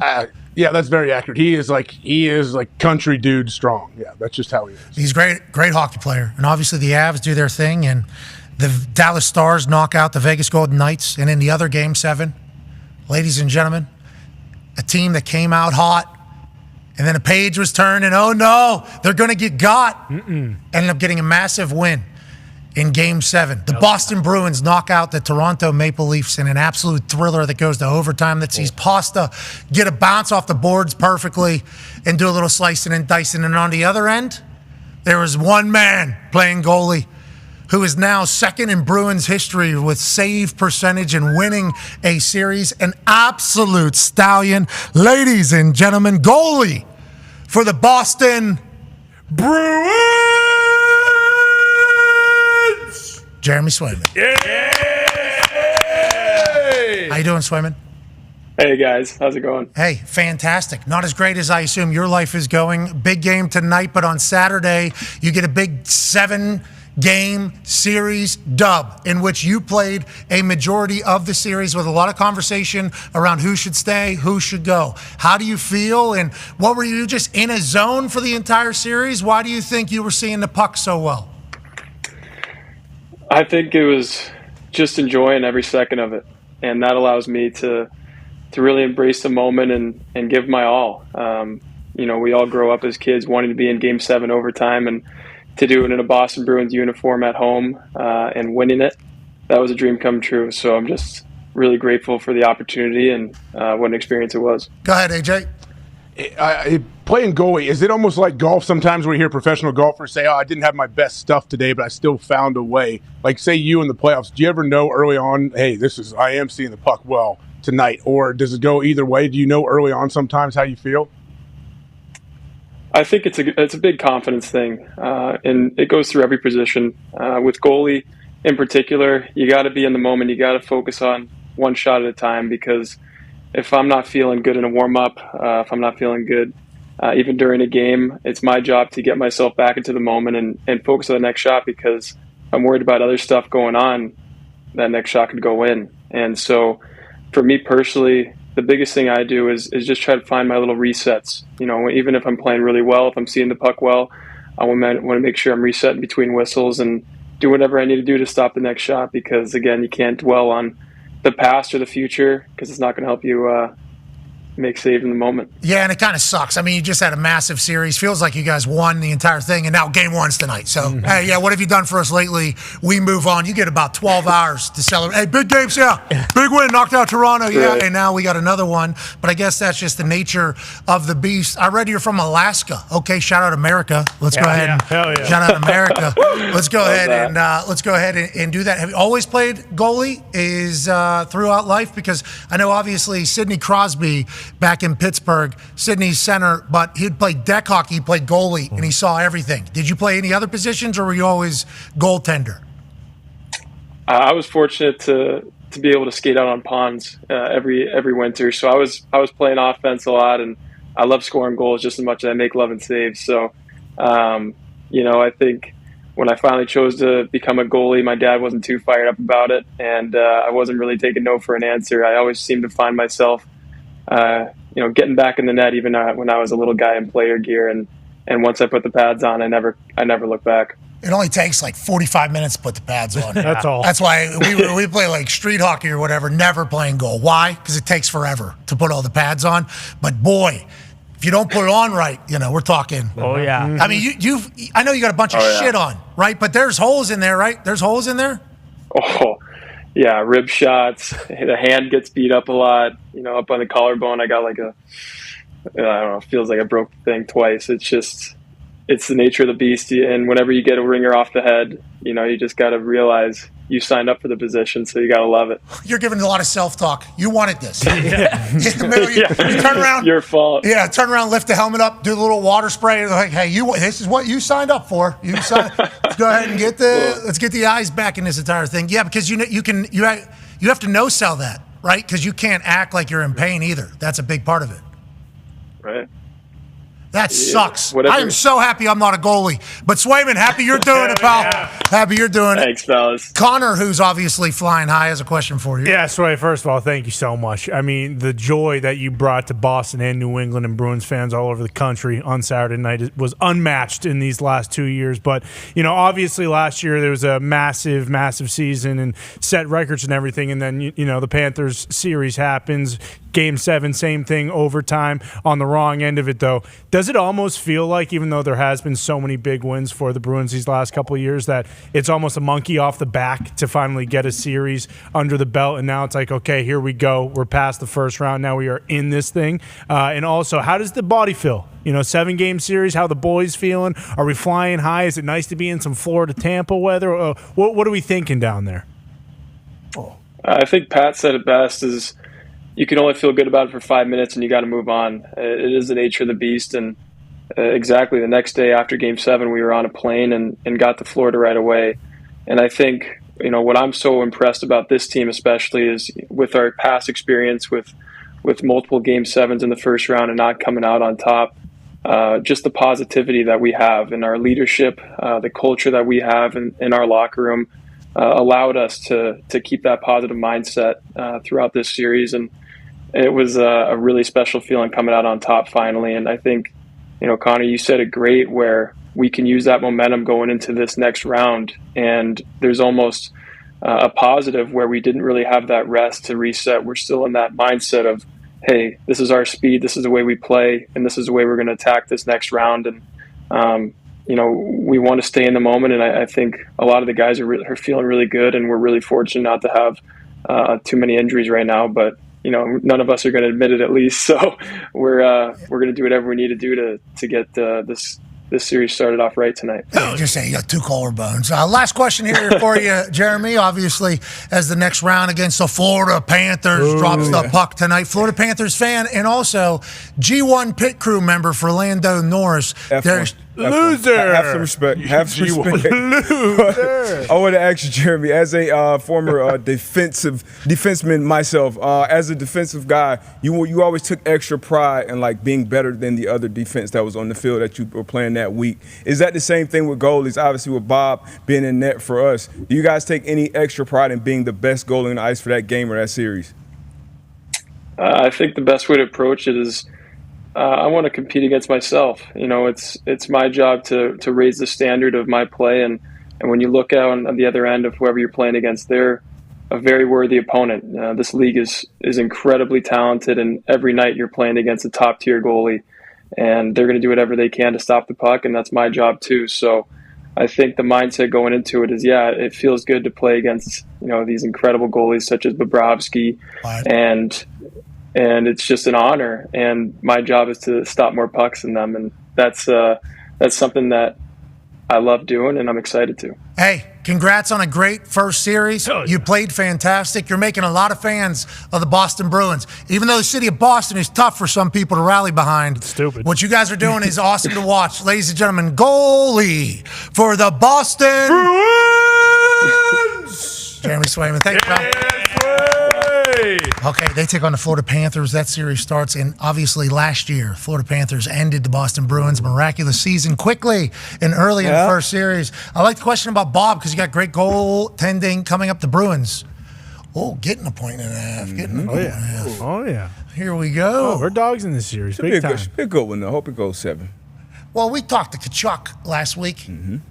They got a good one down there. Oh, yes, they do. He's a tough guy. Oh, yeah. He's got blood from Massachusetts running through his veins. What do you expect? Of course. What do you expect? You think Kachuk was down there at G1? I doubt he was down there. He's not an asshole. Was that on Saturday or Sunday? Whoa. Sunday.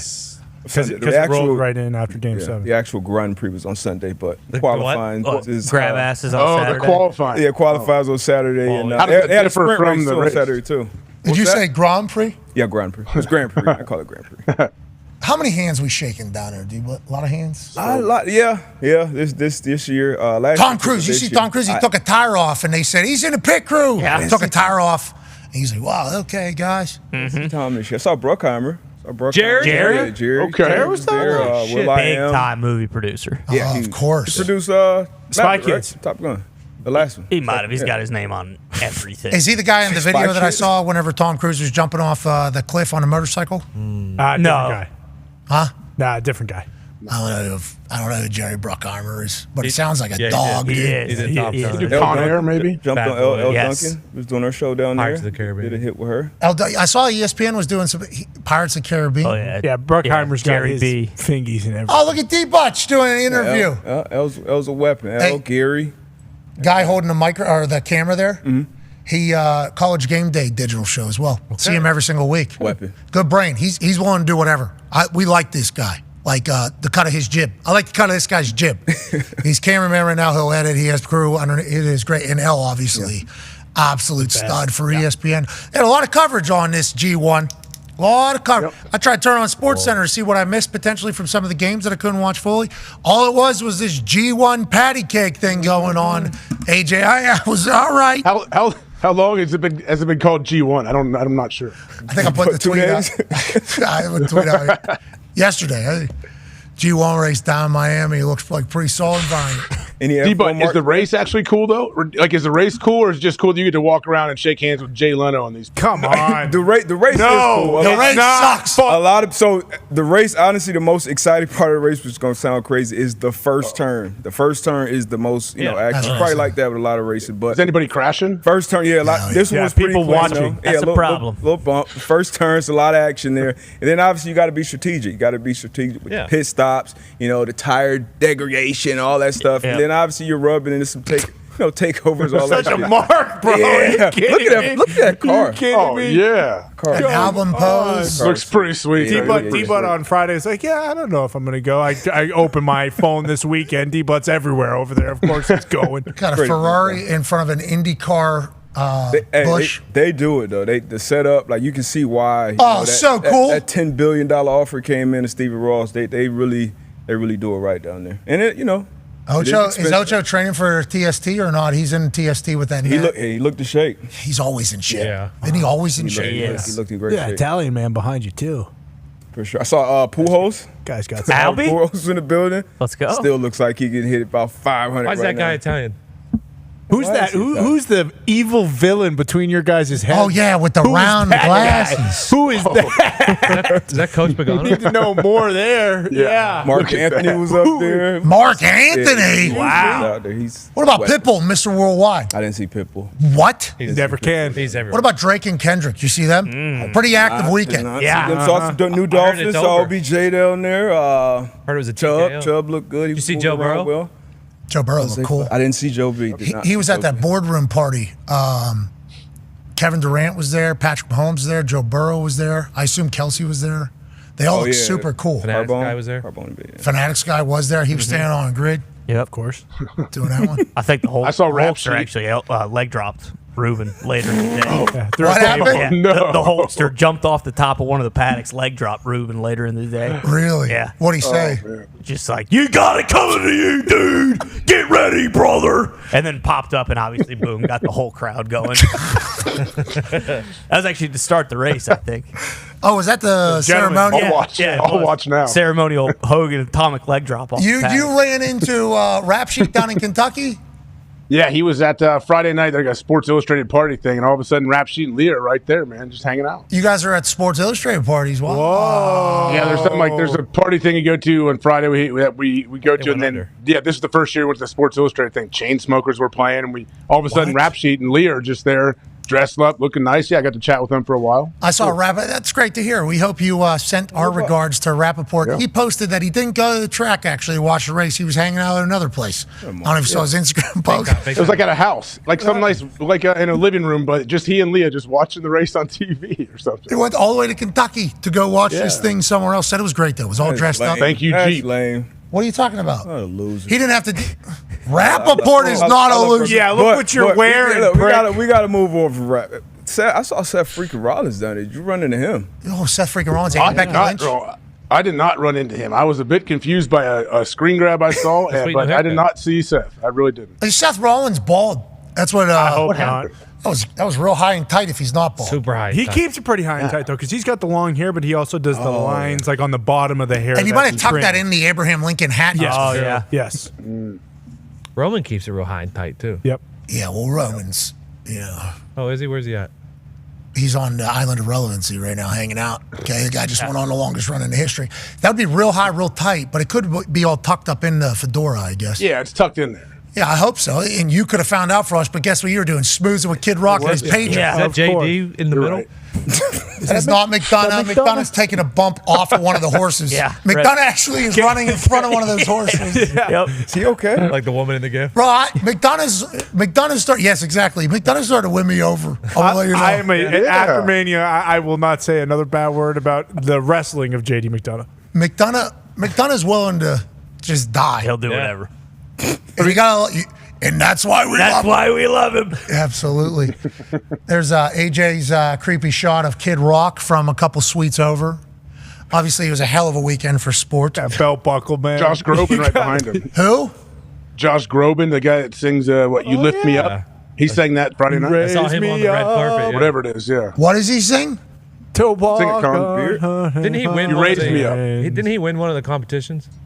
Who? Like American Idol or something? Who are we talking about? The Guy- bald-headed guy guy- looking away? No, with the beard and The guy right there that looks like curly hair mitt. Oh, what's up? little bit. That's Josh Groban? Yeah. He can sing, man. Yeah. He tore it down at that Sports Illustrated AI party? No, he sang at the this Barnstable party that we go to every Friday. But I saw Marty Smith. Did he interview the winner? Did you get to see that? Nah, I turned off TV, but if Marty's interviewing somebody, I'll definitely go back and check it out. early in the day, he popped up and he's there, and we're talking to him. And I was like, "What do you have to do?" He said, "I got to interview the winner." And I'm like, "Is that the jockey, the owner, the trainer?" He's like, "Well, a little bit of everyone." And that's exactly what happened. I was trying to convince him, "Hey, please ask one question to the horse, and then put the mic up to his little baby mouth, and please, can you find a way to work this in?" And we workshopped it for about 5 minutes. Marty, he was open to the idea, but I didn't think he was going to be able to pull that off. Well, I think he was receptive to the idea at the time because he likes a good brainstorm session. He's never going to bring an umbrella to the brainstorm. Never. Shout out to Marty. That's why we love him. We saw you guys on TV. Half your face was kind of in the corner. You guys letting Aaron have some room? Is that what that was all about? I don't know. I didn't see. I saw a screenshot of he and Jimmy Graham. Is that the one you're talking about? No, you were also on the side. Yep. You guys were like kind of 4 yards away, as if he was in the middle of an ayahuasca ceremony. The internet was kind of saying, "Oh, Aaron probably doesn't shower anymore, so AJ's not sitting close." People are thinking he did smell because of how hot it was, but we know that's not the case. He's very clean, gentlemen. Here it is. Look at you, AJ. Oh, okay. No, that's not much. We were kind of crammed in. You're there about 8-9 hours each day, so yeah, I think we're all just hanging out. Hey. Had a baby money Jimmy. team, Ed, down there at the bottom left. Yeah. Good Ed. Ed's a stud. Bakhtiari was there. Did you learn anything? About what? He's a free Is agent. his knee still hurt? He's a free Where's he agent. going? Oh, yeah. I don't know. Where's he going? You're an asshole. We'll be back tomorrow. This has been the Pat McAfee Show. Sorry you watched. Right on cue. Yep. Right on cue. I mean, I hit a fucking dinger there. We asked you, AJ. You were just with the fucking guy. You're an asshole. Honestly, I don't even know what his situation is. Is he on the Packers Plays anymore? tackle. This guy's He's a great. free agent. Do you even, are you here? I know you're here, and you always say, I live in the moment so much, you don't even remember. Yes, I do. You don't remember things that happen, but we have certainly talked about Bakhtiari getting released from the Packers, being a free agent, potentially going to the Jets, and then even talked about, him versus MetLife Turf is going to be a fun little game. Yeah. So this all came up. We were telling him he's going to the Jets all week. Yeah. Oh, okay. Okay. So that was a Devontae too. Did you tell him that? Oh yeah, I said Devontae. I think he's going to the Jets as well. Yeah. Oh, he's a Raider. So this was a conversation, but he's just deciding not to. No, it was not a conversation about where he was going. But no, Devontae loves AP. I know that much. Well, he loves that squad. How could you not after we met him and chatted with him? It feels like the perfect guy to want to play for, especially being an ex-player and how much money they're paying him to play out there. He and Max Crosby, Pillars, they did a podcast, the Rush Pod. I think clips are awesome coming out of that. I would assume the entire episode is. But yeah, quite a crew there. Jimmy Graham probably flew there himself. Yeah, probably. for sure. He did. But he flew down to some IndyCar thing where he was driving Indy cars in Ohio. That's where he went first before he went to Kentucky. What did he fly? Plane, helicopter, scuba? One of his planes he flew. Yeah. I love everything about Jimmy Graham. Yeah, he's the best. His Instagram is so awesome. It is. I love it. He is the most interesting person. Yeah, he's rowing around the world. Next summer, he's rowing around the world, I guess. No, it's not rowing. It's sailing. I don't know. He's rowing. No, he's on a row crew. They're going to row some massive thing. It's a whole deal. No, he was going to sail around the world. He's rowing on a, I don't know how many people are on there rowing, but they're going to row across wherever. No, that's not smart. That shouldn't take I've seen that, AJ. It's insane. I thought that was like it's a the big Arctic thing, yeah. Circle thing that he was doing with the rowing, not rowing. The, yeah, he's rowing. Yeah, Call rap sheet. but not like the. No, we're calling Jimmy Graham right now. No, It's I'm some talking about to massive help him like. freak. Oh yeah, because Rap has the form. Yeah, he does. We don't know if he had the Rap, skill. I think Rap's in consideration to make the team. I think he might try out. Where'd he go to school? Columbia. No graduation this year. That's where Rap sheet went. Yeah. Graduation has been canceled. Due to lack of hustle. Well, Figure it out. he did go to Columbia. Yes, he did. He was part of the recruit team. I wonder if they have an alumni weekend this weekend or anything. Was he supposed to speak at the graduation? What if he got canceled? I think they want him to come speak just on campus, just in general. Oh, nice. Jimmy Graham, the Arctic Challenge. The impact of the Arctic Challenge goes far beyond the 4 athletes in the Arctic Ocean. With the mission to inspire young minds, the team aims to challenge the next generation to push beyond their limiting beliefs and chart their own course. The Arctic Challenge, rowing the Arctic Ocean. What the fuck, dude? You don't have to. That's not the ocean you want to row in. Yeah, it's right there in the Take first him a couple weeks. I think it takes 15, 20 days or something. Wow. It's Maybe cold. more. It's cold. But he's inspiring people to know that you too can sign up for death missions. Yeah. I wonder if he sees the path to the other dimension up there. I was going to say, I wonder if Aaron sent him on this mission to row the Arctic Ocean to see what's down there. Look around for a hole. See if Find there's a any portal. green. Find the portal. Look around. Yeah. As you're, Just check. keep your eye out. See if there's You any. better like those people you're rowing with too, man. Yeah, because you're gonna be in between their legs. Yeah. I almost want to hate They him. just dump it all over the place. They're not Get me the talking. fuck off this boat. There ain't nothing like being on a canoe with one fuck that can't Oh, boy. Canoe. Yeah. Not pulling their weight either. Oh, I hope you're having a good time. Hope you're having a good time. We're going in a goddamn right-hand circle. Because get a fucking one of these, please. That's like a two-person kayak. Same thing. Oh, gotta have a good tag team partner. It's like whenever you're earthquaking out there in Utah. Exactly. That'll ruin a honeymoon. Speaking of, great tweet out of ZD Baby this weekend. WWE Backlash, which is WrestleMania Backlash, which is the first premium live event. PLE. Yeah, PLEs. Doesn't sound anywhere near as good as pay-per-view, but it is. Shouldn't. It's not a pay-per-view anymore. Yeah. So it's premium live event. It technically is, though, because you do still have to buy Peacock Network. Yeah, but you're not paying for just the show. True. You're paying for the whole thing. Yeah. It's so PLE. pay-per-view is the You're thing. not exactly doing that, but I still think they should go back to it. I like pay-per-view. I like it. I like to. It's premium live events though. PLEs. Okay. PLEs. They did it in France. They did SmackDown in Lyon, France the night before, and then they did Backlash in Lyon, France. My birthday Thursday. Wife set up a night. Shout out to my wife being awesome. Baby girl's birthday Saturday, May 4th. First birthday. Wife set up something. Awesome. Had a fantastic weekend. Obviously would never miss daughter's birthday for anything work-wise, especially the first birthday. Can't do that. Boy, I saw that French crowd and I thought to myself, I got to experience that at least once in my life. They were fucking awesome, AJ. I don't know if you've seen any of these videos. I saw clips. It looked crazy. The whole fucking place, 12,000 people, the whole thing, the whole time. Yelling, screaming, chanting. It was like the hooligans of soccer. This is them.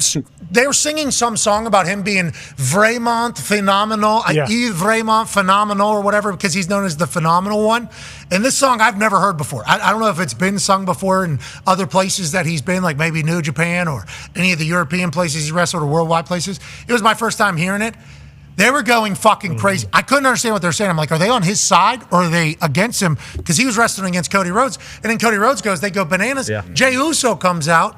The entire arena is doing the yeet, which we've been doing for months in every single arena. It is electrifying. They turn the lights off, give them flashlights. The whole fucking place is in on it. It was awesome. I mean, and I hope Jey Uso took that all in.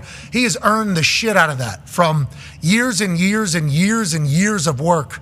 And now he's got Lyon, France going bananas to his entrance. It was sweet. It was a great weekend. And hey, that's so dope. Bonjour, ça va bien. Merci beaucoup pour la hospitality.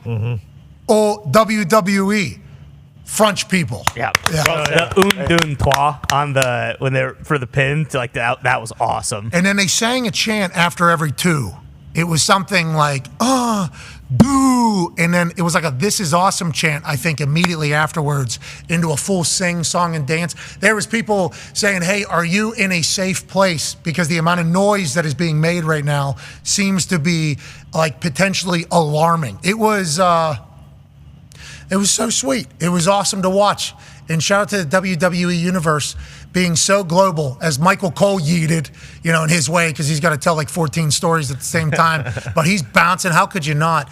This is their second language, and they're falling in love with the stories and the product. It's like, shout out to France. Shout out to the WWE. What a fucking weekend. Yeah. Legit. What a weekend. Have they done events there before? Yeah. So I think they've done like house shows. They do a European tour. They'll send shows over, and they'll go do shows over there and everything. And I think there's some tryouts normally associated with the shows, but I don't think they're really televised ever. And everybody that's wrestled over there in the past has basically been like, hey, France is the real deal. So this is the first time, and it had the highest gate in the history of an arena show for the WWE, which means they could have sold a shit ton more tickets, which means they'll probably be in a stadium the next time they go back. It's like, what a weekend for the WWE, and what a weekend for me, respect-wise, for Lyon. Oh, yeah. Seriously. Through the roof. Yeah. Shout out to that place putting on a show. It was, even the day before, just like the press conference that they had outside, people were going ape shit, and, I guess you can come to expect that because everywhere we've been with the WWE, like the fans are rabid, but obviously over there when you don't really get to experience it as often as we do in the States, like they showed up ensuring that they'll come back. All right, let's get to a break, and then we'll wrap up this glorious Overreaction Monday on the other side. Talk about the things we haven't talked about enough, and then we'll go into A big-time Tuesday Hell with yeah. the Bruins taking on the Florida Panthers tonight. wait. Monday Night Raw live from Connecticut. King of the Ring tournament starts tonight. Okay. Okay. Wow. Tomorrow's a big day, obviously. Be a friend, tell a friend something nice might change your life. Take 5.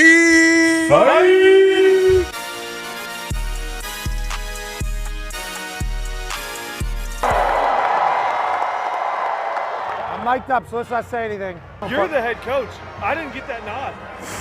I almost puked right there. High Street's still High Street. Yeah. Coach, thanks for having us. Do I have any eligibility left? No, I don't. Nasty natty. This is a game winner I took away from you? Sorry. Yeah, that's all right. Love you, bro. Let's go on these. Hey, boys, I have no idea how, but we're in the lead right now. Y'all ready to go? Let's get it. Let's get it, man. Ball out. We are currently in the lead. Did you know that? I did not know that. Blue squad on 3. 1, 2, 3. Blue squad. Let's throw it to the gold team, Nico. I need a defensive player to come talk to me, tell me what the hell is being called right now. I don't think he tackled him there in real life, but. Did we just bring a corner blitz from the field? Yeah. I just learned that we're winning. Let's go. Keep contained. Oh, come on.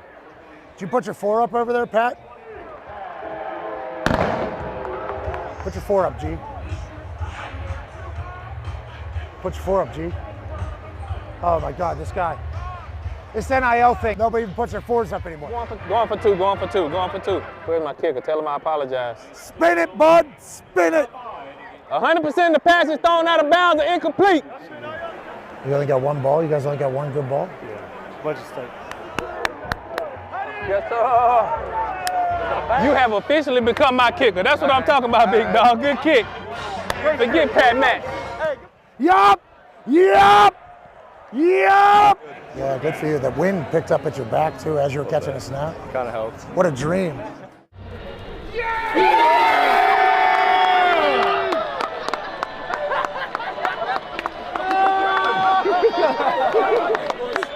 we go. Yeah, coach. Thank you, boys. Thank you, boys. Thank you, boys. Thank you. That was up. Thank you, boys. Thank you, guys. If you're the NCAA and you're sitting in that stupid office in Indianapolis where we happen to live, it's a great city. It's a great town.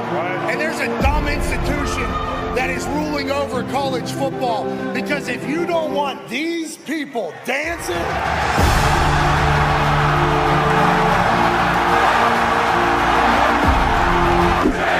get it in.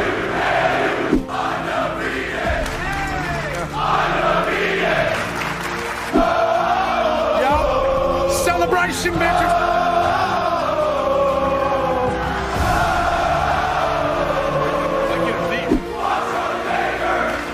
What's up? Is that the president's name? Oh, that's the Kurt Signated. Do we like the NCAA? Do we like Pat? Do we love the Dukes?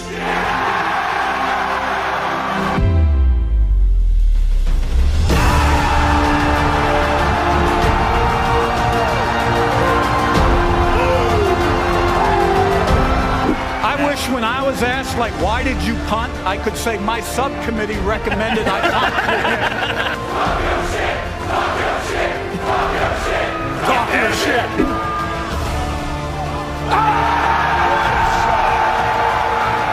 This guy's hot. This guy's hot.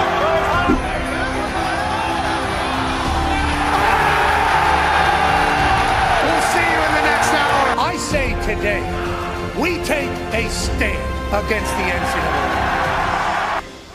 Let them bull. Let them ball. Amen. Rest in peace, Dale. Moment of silence for Dale Earnhardt.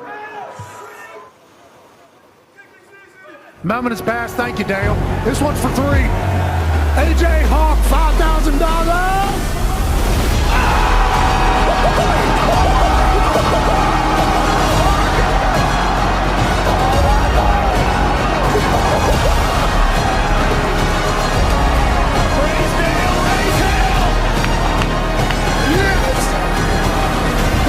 This has been one of the coolest moments of my entire professional life. JMU!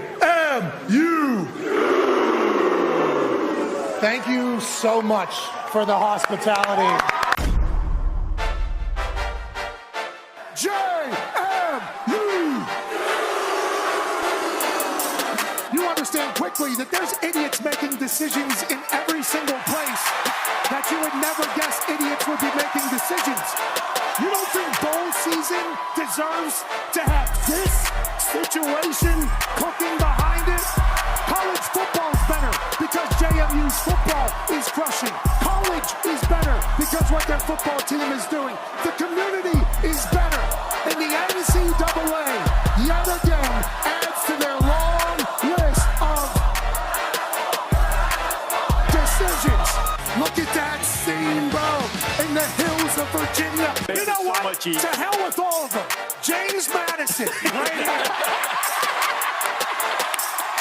Right here. That chef looks damn good. I'd eat that guy's meat any day of the week. If you're able to bury this 33-yard field goal, kicking is easy is what you have said to kickers before. Others have on the internet. Now, 90 racks on the line.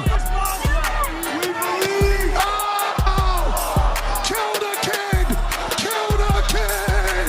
Our worst kid yet! 100 racks of charity.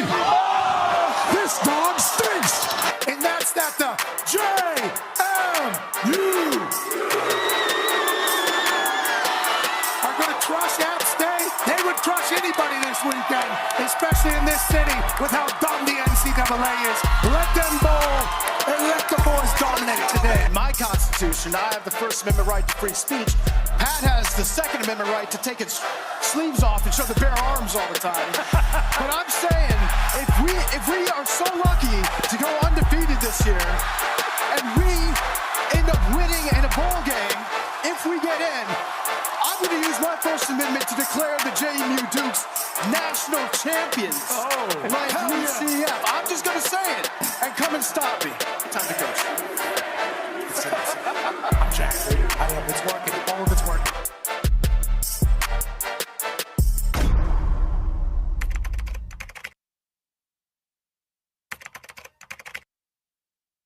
They'll have one loss because App State is beating JMU Mountaineers, baby. They're gonna dog shit all over this dumb place. App State forever. Yeah, fuck you too. How about that? Sweet 16 tonight, AJ. It's a big deal. Opening day today, big deal. What are your thoughts on sports really having a big day on this particular Thursday? I don't know what it's like in your guys' algorithm in your world, but I don't hear a whole lot about opening day where I'm from. Nope. Do you? We don't have a team in Columbus. Yeah. What are you No, talking we got about? this. I'm the Reds fan, and there's a lot of Indians or Guardians fans.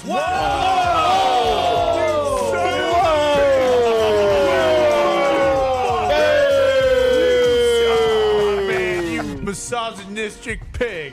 Bye-bye, pal. Get me off the screen with this thing. Hope you enjoyed your media career because it's over. God. That's it. That's By it. the way, See let's you guys. check what the ump on Bye, third. guys. He Yes, did. he did. Yes, he Yes, did. out. You Did were I finish it? Yeah, Yeah, you you did. I don't know. Anyways, the Commanders of Cleveland. Yes, they are very good baseball players. People love them. Who's Skeen's playing for this year? He plays for the Indianapolis Indians. Whoa! That's their name. Okay. That's their name. That's the team name. That's You the did team not name. say that. That's their still name. the team That's their name. It's not his fault. That's their name. That's their name. It's never changed they either. have not changed it. Nope. Indianapolis will not change that one. They're not changing a lot. How about the Guardians? What AJ? else we got going on? How about the Cleveland Commanders? Cavs?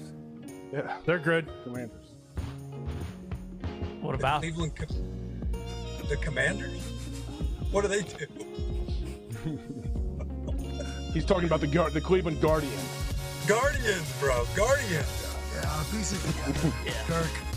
Jeez, I still call them the Indians. Oh my God! These are the presidents. You sack of shit. These people in Ohio just won't learn. You peaches of shit. 2024. I still reference them as the Cleveland Indians. We got it. We get it. They're the Guardians. That's the name. The Guardians. And I also don't say the Ohio State University. I just say Ohio State. Oh, okay. Well, that's very noble of you. Very noble. Yeah. They're going to have a different January 6th in Ohio this I year. can't believe this. Hey, Why? Let's go. This show stinks, and the fact that you listen, we are very, very thankful for. The all-time leading tackler for the Green Bay Packers, you pig! Damn it! Be a friend, tell a friend something nice could change their life. Sport! Hello, beautiful people. Hey, and welcome back to our humble abode, the Thunderdome, on this glorious Overreaction Monday, May 6th, 2024. Hour 3 of the program starts now. Sports are awesome, even when they involve horses. That's AJ Hawk. He was at the race this weekend in Kentucky. The Toxic Table is here at Boston Connor and at Ty Schmidt. One half of the Hammer, Dahn. Cowboys, Tone Diggs is here. Hey, looking good, Tone. Thank you, brother. I appreciate that. You too. A little baggier sweatshirt today, so we don't get to see your fit look that you're rocking these days. Well, it was. I checked the weather today. It was supposed to be a little rainy, so I figured I could rock the sweatshirt. But don't look like it rained at all. You know, rain makes corn, and corn makes whiskey. Whiskey makes my baby. A little bit risky. It's a banger. Mm-hmm. I tried to sing that alongside Luke Bryan down at College Game Day in Georgia. You remember that? Oh yeah. Then I said Tennessee also makes whiskey. Sorry about it. And turns out that Georgia team was unbeatable. Yeah, yeah. So they were pretty good that year. I was completely wrong. Could have been more wrong, but yeah, it did call for a little bit of rain. But I think we're in a warm time. Officially. You know, there's a chance that a phantom snow can come flying through Indianapolis, and we're hoping that's not the case with these new storms that are coming in. Tornadoes still happening. Yep. Let's keep an eye out, and T's and P's to everybody, you know, in the Midwest going through it. Darius J. Butler is here. Mando's down at the G1 race. Lando Norris, first time he's won in 110 starts. We're all happy for him. I saw him after the race, sprinted to his crew, and then did a head-first dive, and then they did a body thing. Yeah. It was cool to see the genuine camaraderie, it felt like, of each team. Is that what each team is like? Because it feels like it's so, like, how do I say, shallow, superficial. Sure, yeah. And, bullshit. You know, bullshit, yes, it does. But it did feel like a genuine kinship and a genuine love amongst the teams. Is that what we're missing out on, maybe? Yeah, for sure, because obviously, just like football, hockey, basketball, these other team sports, like, it takes everybody, so all those engineers, all the people, the pit crew, everybody, especially for him, you know, 110 starts, a lot of people, a lot of fan bases give him a bunch of shit for not having that win, for finally getting his first one. They sucked. They were terrible last year, so they come a long way this season. Okay, thank you for being a journalist, Don. Thank you. Yeah, needed that. But snow, we get snow in May here. Oh, yeah. They'll get a phantom snow out here out of nowhere. It'll come. And, you know, you got rain in California and the desert. There's a lot going on but right that now. pullover looks like it can handle anywhere from negative 20 to 120. Yeah, it's all weather. Yeah, but if it was 50 degrees, he would put 2 hoodies on top of this. For sure. It's about 50 in here. Oh, come on. Close. 67. What? 67? 63. Feels like it's about 85 in here right now. Things are heating up. You know what else? We got an update, ladies and gentlemen. We tried to FaceTime Jimmy Graham, obviously, last hour to chit-chat about what he was doing in Ohio, and then obviously he was over at the Derby, flew himself over there, and then he's getting in a rowboat, and he's doing the Arctic Ocean soon to inspire young people that you can do fucking impossible things you're not supposed to do that have a bunch of red flags since Titanic all the way till now. Yeah. Of course. Well, he couldn't answer the FaceTime, obviously, because he's flying a fucking plane. This guy's in the sky. Is that how you're supposed to fly? Is he reading or? Got his legs. Yeah, he didn't post these a lot. He just lounged. He's got autopilot on. He's got it all situated. Oh, it's easy. I'm happy he's got the windshield wipers up there. I didn't know planes. What's he reading?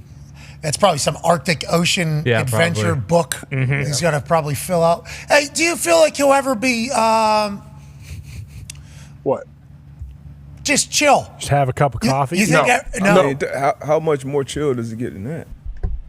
Yeah. Legs kicked back, book open. That's what he wants. He wants us. He wants us to bring the whole show down to his hangar in Miami, where he has everything parked, and do a bunch of stuff from down there. Yeah.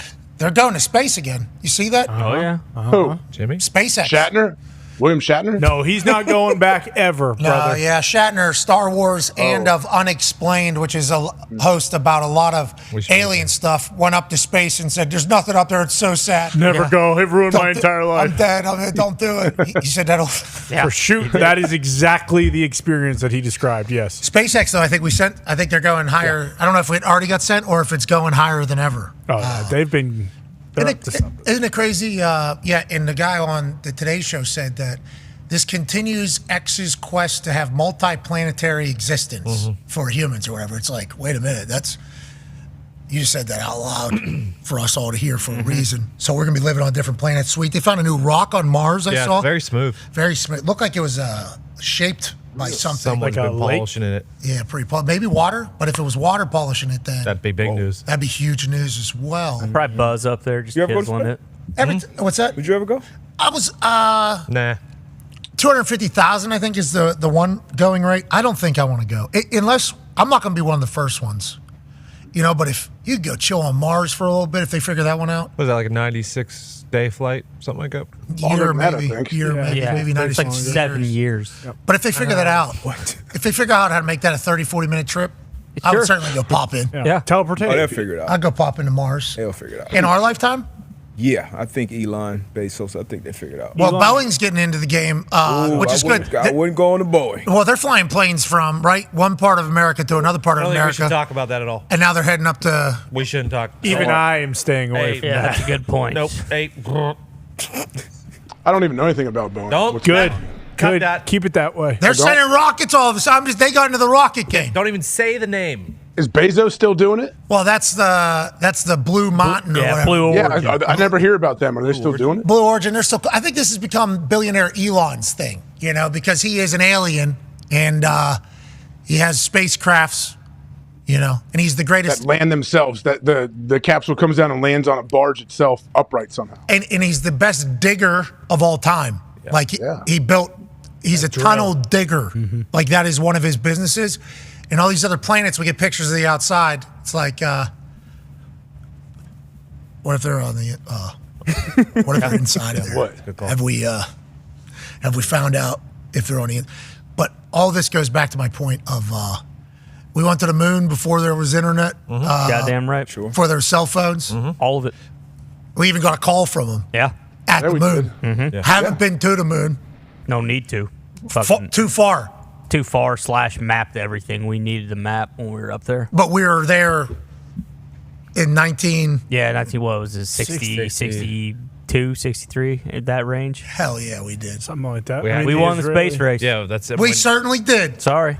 Sure. Sorry, Russia. D-Butt. We did. What do you say, D-Butt? Come on now. We got there, didn't we? Goddamn right we did. Haven't been back since. You keep talking, Buzz gonna come knocking, and he's gonna fucking knock your chiclets out.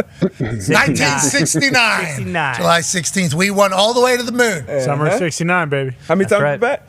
No, you actually never have. Well, on the record we haven't, but the Israeli, Secretary of Defense, when it comes to space, he did say, hey, they're inside the moon working as we speak. Yeah. Don't you worry. And you can look that up verbatim and pull up that article if you want. It's a wild time right now. Yeah. But the Today Show saying, because that's the national news, Yeah. Like, that's a big deal. A lot of people watching that.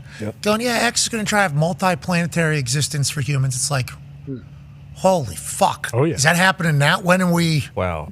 I'd like to get up to Mars, snoop around. If they can make that 30, 40 minutes, I'm in. As long as it's not Cybertrucks up there, because I saw one for the first time in person. Here in town? Yeah, there's one around here. There's one right around here.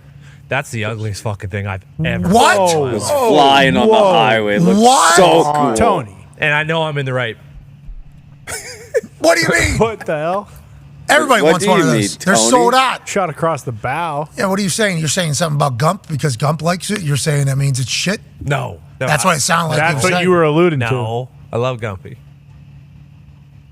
Go on. However, I just love Finish your story, I love Tony. you, brother. Okay? Why is it don't you ugly? like the Tell us why Cybertruck? it's ugly. I think it looks Just is. It's Evan. supposed to It's be. not supposed to be your work truck. It's supposed to be like, hey, this is what we do to drive around on date night or something. Yeah, it's Okay, problem I if do you're have a doing ticket. that. Do you want one for the office? If that's what the truck's for, then the truck fucking sucks. It's not for going around on a date. Okay. It's for going it's around got the town big saying, fat look back. at me, look at me. Look at me. I have one of these trucks that sucks. Although, did you see that guy who? It doesn't suck. It got recalled because the gas kept getting stuck to the floor. No, the thing slipped off the top. The glue wasn't good enough, which is problematic if they can't figure out the glue. Sensors in the trunk are pretty sweet. Did you see that guy out there put his arm in there and then his hand in there and then he did the finger test and oh no, it got stuck in there. So watch your fingies when you're loading up. Well, it's the first trunk. edition of this thing. Wow. We're talking about the Model T. Now we got the Cybertruck. We've come a long way. There's a lot of things you got to figure. It's not It's supposed to be like the cars are cool looking. I like the look of the cars. I'm just saying, I'm not a hater of Tesla as a general. And save the world. Just the truck is ugly as fuck. Yeah, I think that's a part of it, though. Okay. Is that it's ugly. Yeah, it's supposed to look unique. like I think it's unique. cool. Me too. I feel like we all drew him as a kid. That's the truck we drew. Yeah, it's a problem. Yeah, when you have a mush brain and you're 4 years old, that's the car you draw. A lot of that about Gronk last night, people were saying. Right. Man, yeah. Did you watch it last night, AJ? What were your thoughts? Yeah. Going in, I'm not going to lie. Like, I was a bit worried. I'm thinking, okay, it's live. You have athletes and roast. I've seen some terrible roasts. Like, it's not easy. And no matter how much writers and everything you have, I thought everyone did great for real. Like, I liked that they went for it. Everyone, they absolutely, they didn't tiptoe into that thing. Like, they went for it. And I think Drew Bledsoe kind of set the tone for athletes first when he jumped up he gets out there first and goes. And he went hard, man, for a little while. And when you have, I enjoyed Kevin Hart in between everybody. Yep. Like, he seemed like he was really enjoying himself, and he made it move, even though the thing was super long. I was impressed. And you have one of the most famous humans on earth, obviously a comedian hosting that thing, throwing to other comedians, doing everything like that, filling time, obviously, because they got to we got some gimmicks. Ron Burgundy's coming out here. Mm-hmm. We got a TV screen for 2 bears, 1 TV in the middle of that whole thing. They end up getting to Tom Brady being Adolf Hitler. Yeah. Okay, that was good roast stuff. They get to that time. Classic. Julian Edelman, Nikki Glazer, Andrew Schultz. Yeah, I mean, it was. Tony Hinchcliffe he killed it. Oh my God, the Burt Kreischer is king. Looks like Tiger King and Liver King came together, and the liver is only eats Burger King. Yeah, and his liver is the color of Martin Luther King. Getting beat up like Rodney King. Yeah. I mean, it was just bang, bang, bang, bang, bang, bang, bang. And then just big pop just kept it moving right to the next one. Like Schultz is a killer. And he just one joke and then right to the next one. Not even like right? Because a couple of the football guys did some stuff in early, Yeah. Great. I mean, Gronk, we showed the clip. Pretty good, yeah. You got to enjoy it. He was good. I thought it was talent, man. I like Bill. Did you see when Gronk got done? You could hear on his mic. Bill goes, "That was tremendous," and he hugged him. I was so pumped that Bill was so excited for Gronk's set. Yeah, and Gronk took some shots, at old Bill. He did. Yeah, they all did. That's what was almost my favorite part. As a Patriots fan, seeing the interaction now between retired player and former coach. How about Bill Belichick going, Rodney Harrison isn't in the Hall of Fame. That's the biggest joke of the night. And then you're just like, that's all I got. Yeah. That was pretty cool. I assume Rodney loved that. Yeah, Rodney's a weapon. He's obviously very beloved by Patriot fans, but he's a weapon. Definitely should be in the Hall. But I thought Bill was great. Obviously, him on the show on draft night, a lot of people still talk, he's human. We saw a different side of him. Then him coming out, we talked about the cut scene he had with Drew and Tom, which was just an absolute thespian. Bill was great. Everybody's great. It was good to see all those guys go back and forth and just kind of rehash all the shit you heard Bill say for 25 years. I can go to the Foxborough High shit with Edelman, and then him not looking for a job. It was all good. Yeah, Edelman crushed, I thought. Yeah. He did. Danny Amendola took some shots, never got a microphone. Yeah. It's not fair. That was a bummer. It's not fair. You take shots, you got to at least give me 60 seconds. Yeah. Give me well, and then you only get 60 seconds sometimes, and then you wonder, how come I only got 60 seconds in this entire thing? Who was that Perriman that was right over the shoulder of everybody? Just, I'm not sure who everybody was, honestly. That was Tampa Bay Buccaneers to the right there. On the right side, yeah. Yeah, Jensen, Perriman, I forget who else. Levante in there? Perriman got a lot of screen time. Yeah. Right over the shoulder. Prime real estate. Lonnie Paxton with the hat on, obviously living his best life. Matt Light over there. Brashad Perriman being on stage for the Tom Brady roast has to be the most random thing, says Ari. Ryan Jensen, Levante David, Donovan Smith, and Perriman were the 4 Bucks players up there. Yeah, he was right over everybody's shoulder the entire time. Good spot. Could have sold some ad space. Yeah, for sure. Right on the forehead if he really wanted to, take advantage of the situation. Peyton Manning obviously made a surprise appearance here. Dove Kleiman got killed this weekend on the internet. He sure Yeah, did. well, that was deserved. Hate to see it. What happened? Guy's just trying to cover the NFL. Was he? He posted a video of Saquon and Jalen Hurts working out, going, "Look out, NFL! The Eagles are working out. This means they're going to win the Super Bowl." And then obviously everybody was like, "Wait until the other 31 teams learn how to work out, do squats." It's that time of the year, and stuff like that. But this is. Yeah, we're finding little things to bury. There's no. This is it for NFL news. It kind of culminates with the groast. Now that we're here, or the groat. Now that we're here, Yeah, this is how the NFL offseason truly. We need one truly next is. offseason. Or we need one next weekend. We need to grow. Well, we got Mother's You guys think Michael Jordan's going to do it? You think Michael Jordan's going to get roasted? He has to. I don't see it happening. Me neither. Is that the rules? That's rules. Mike Tyson. There's no rules. I don't think- Michael Jordan doesn't have any rules. I was going to say, I don't You know think that. he's as affable and as willing to laugh at himself and as self-deprecating as Brady is. To be clear, I would not want to do that. No, of course not not. at all. Yeah. Of course How about not. Tiger Woods? Well, see, that's what I'm saying. I would not. There's a lot Too many- to go on. too many There's a lot of skeletons. material. LeBron might Brit- do it because he is up on stage with a bunch of cameras. Like, What is this guy's deal? What is I that thought we were supposed to mean? roasted. What does I that thought mean? we were roasted. No, he didn't sign up for it. Promoting. But like Brady, it's like what? Okay, they're gonna make fun of my divorce a bunch, and then they're gonna talk about the crypto stuff probably. Like anything else, like okay, I can handle. Like Tiger gets up there, like he didn't want to rehash all that shit. Like No way. there's no way. Like and same with Jordan. Like all this stuff's coming out now, and I mean, first of all, you look at all of his former teammates, like. Those guys are still scared to death of him. Like none of them are going to get up What there about and Aaron? fucking say anything bad about him. What's that? What about Aaron? Would he do it? Oh, buddy, Aaron's would be wild. I would not want to do that. That would not be a fun thing, I wouldn't want to do the roasting either. Like sitting up there, you're just a I don't want any sitting duck. part of that. I don't want any part of it. I was thinking of the guys who are going like a little later in the night, having to sit through the beginning. It's like trying to all right, I got to make sure I do my shit. Like not professional speakers. And then they're also just getting fucking murdered in front of an entire arena. And then zoom-ins on their face. Zoom-ins on, I know. Can't take a joke, huh? Okay. Then I signed up. It's like, Alex Guerrero could. He was clapping, cheesing up every time they got him. Oh yeah, He's a good, he was great. They Who went caught after the him. most strays? Guerrero. Yeah. Gronk. Aaron Hernandez. I mean, Gronk. Yeah. Everyone had at least one line on Gronk, I feel like. The more famous you are, the bigger target, obviously. Yeah. Because everybody knows you. So, like, did Gronk and Julian know who all was going to be up there on that particular side? Because, like, everybody, I think, has respect for Randy Moss. Right.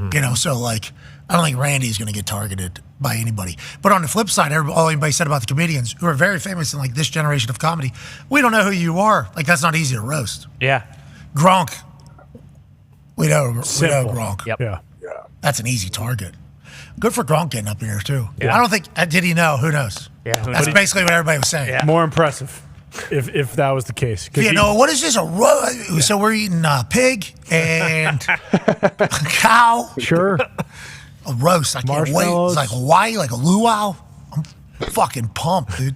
And he sits down. Everybody's being real mean. Thank you for taking a break, for writing letters to Santa. That was the first thing. Yeah. Him spiking the glass thing. Chocolate milk.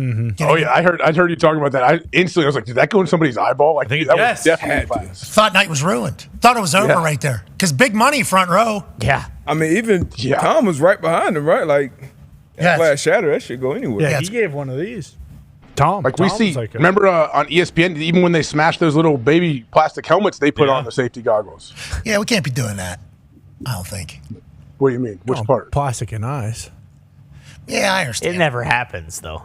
Until it does. You're right. I guess I should. point. I'll Right? pick a Good different point. hill. I'll pick a different hill. That's a good point. I'll pick a different. Yeah, you're right. Okay. All right. I appreciate it. Did you get to see that McAfee, the United States soccer player, who's considered the greatest of all time, has broken an MLS record in the Miami team that wasn't able to make the fucking playoffs last year, even though Messi won 10 games that didn't count somehow to the schedule, so they didn't make. Feels like they're the wagon this year. Gumpy, what was the record? And is this Inter Miami team with Suarez and the boys about to go on a run and win the best league for soccer in the entire world? Him and Suarez are putting the team on their back. They are not priced like they were last year, though. Like, they were minus 130 on Saturday night. They won 6-2 against the New York Red Bull. Like, if Messi and Suarez play, they're winning that game. What was the record he broke? Most goal contributions. It sounded out. There it Sounded is. out. In an MLS match. Goals and assists. Damn. So he had 5 assists, 1 goal? Yes. Yeah. Yep. And this game He counted. counted for the whole game. Yes, then. Yes, the game counted. I mean, it's hard. They're not in the U.S. It's hard Open to Cup fucking this year because of all the bullshit that was talked. They pick Good. and choose when the games count. U.S. so. Open Cup. That's not what the MLS does. This is what soccer does as a whole. That's certainly what it seems like, because it should be a no-brainer. Like, hey, let's get this team in the playoffs. Let's just say that right now. Like, they could. How about they can lose the rest of the games and Messi can do whatever the fuck he wants, and they make the playoffs, because that's all that matters. Some more big names coming over. Olivier Giroud's joining LAFC. Get the fuck out. Yes, he's very good. He's actually a dog. He will Giroud, put are up you numbers. kidding me? Woo, World Cup champion, Let's brother. go. Yes, brother. I love that. Olivier Giroud. Who else? From France. Very handsome Frenchman. Already sellouts everywhere. Who else, brother? Biggest crowds ever, actually. I read AJ, that. if you checked it. Yeah, New England actually did. did have the biggest That's why I crowd. said it. And Missouri. Check it. Everywhere Messi goes, brother.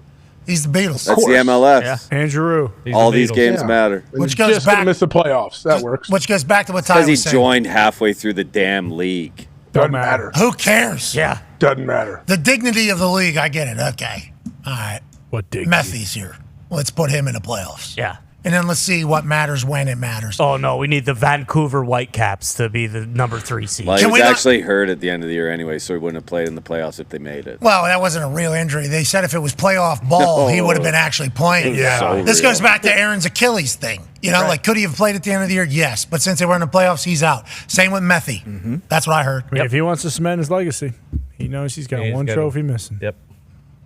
The MLS Motherfucking cup. Yeah. MLS MFC. Yep. Boom. We know it. Yep. We love it. I do like that they do it at the end of the year like that. That they actually have a playoffs at the end of the year. Other like soccer doesn't do that. Well, that's because You just win the league and then that's it. Like I do appreciate there is an actual playoffs at the end of the year. not to sound too America's better than everybody, because there's certainly parts where we're not. But when it comes to sport, you see what we did to your hockey game.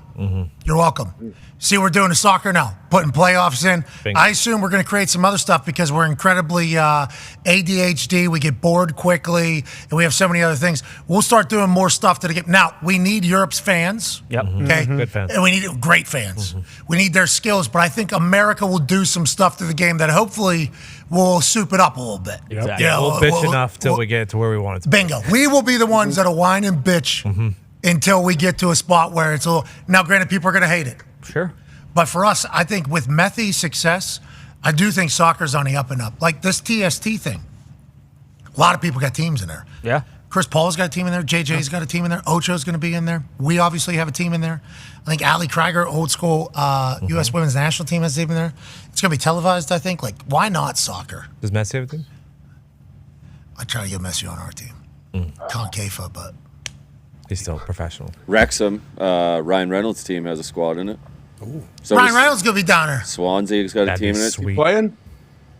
Is Ryan Reynolds I playing? haven't He's got a seen the big roster movie yet. coming out, so I don't know. Yeah, big press junk. Did you see the movie The Rock's doing? What's he doing? He's fighting people? Smashing machine. UFC, yeah. is that what we're talking about? Yeah, he was doing first day of Was he MMA wearing training. pants or underwear? Well, he's got it rolled up. Look how big he is.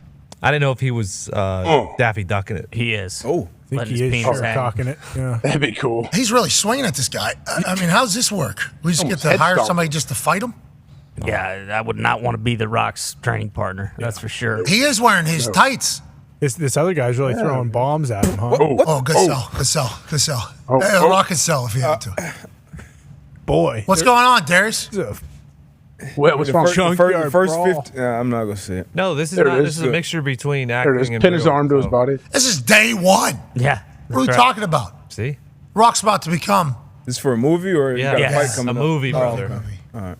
How do you I get can your quads already and hear all the hamstrings like UFC marks getting so mad about this. Yeah, but you got to remember, he The has a angle. great relationship with the UFC. Yeah, but the casuals are gonna love it.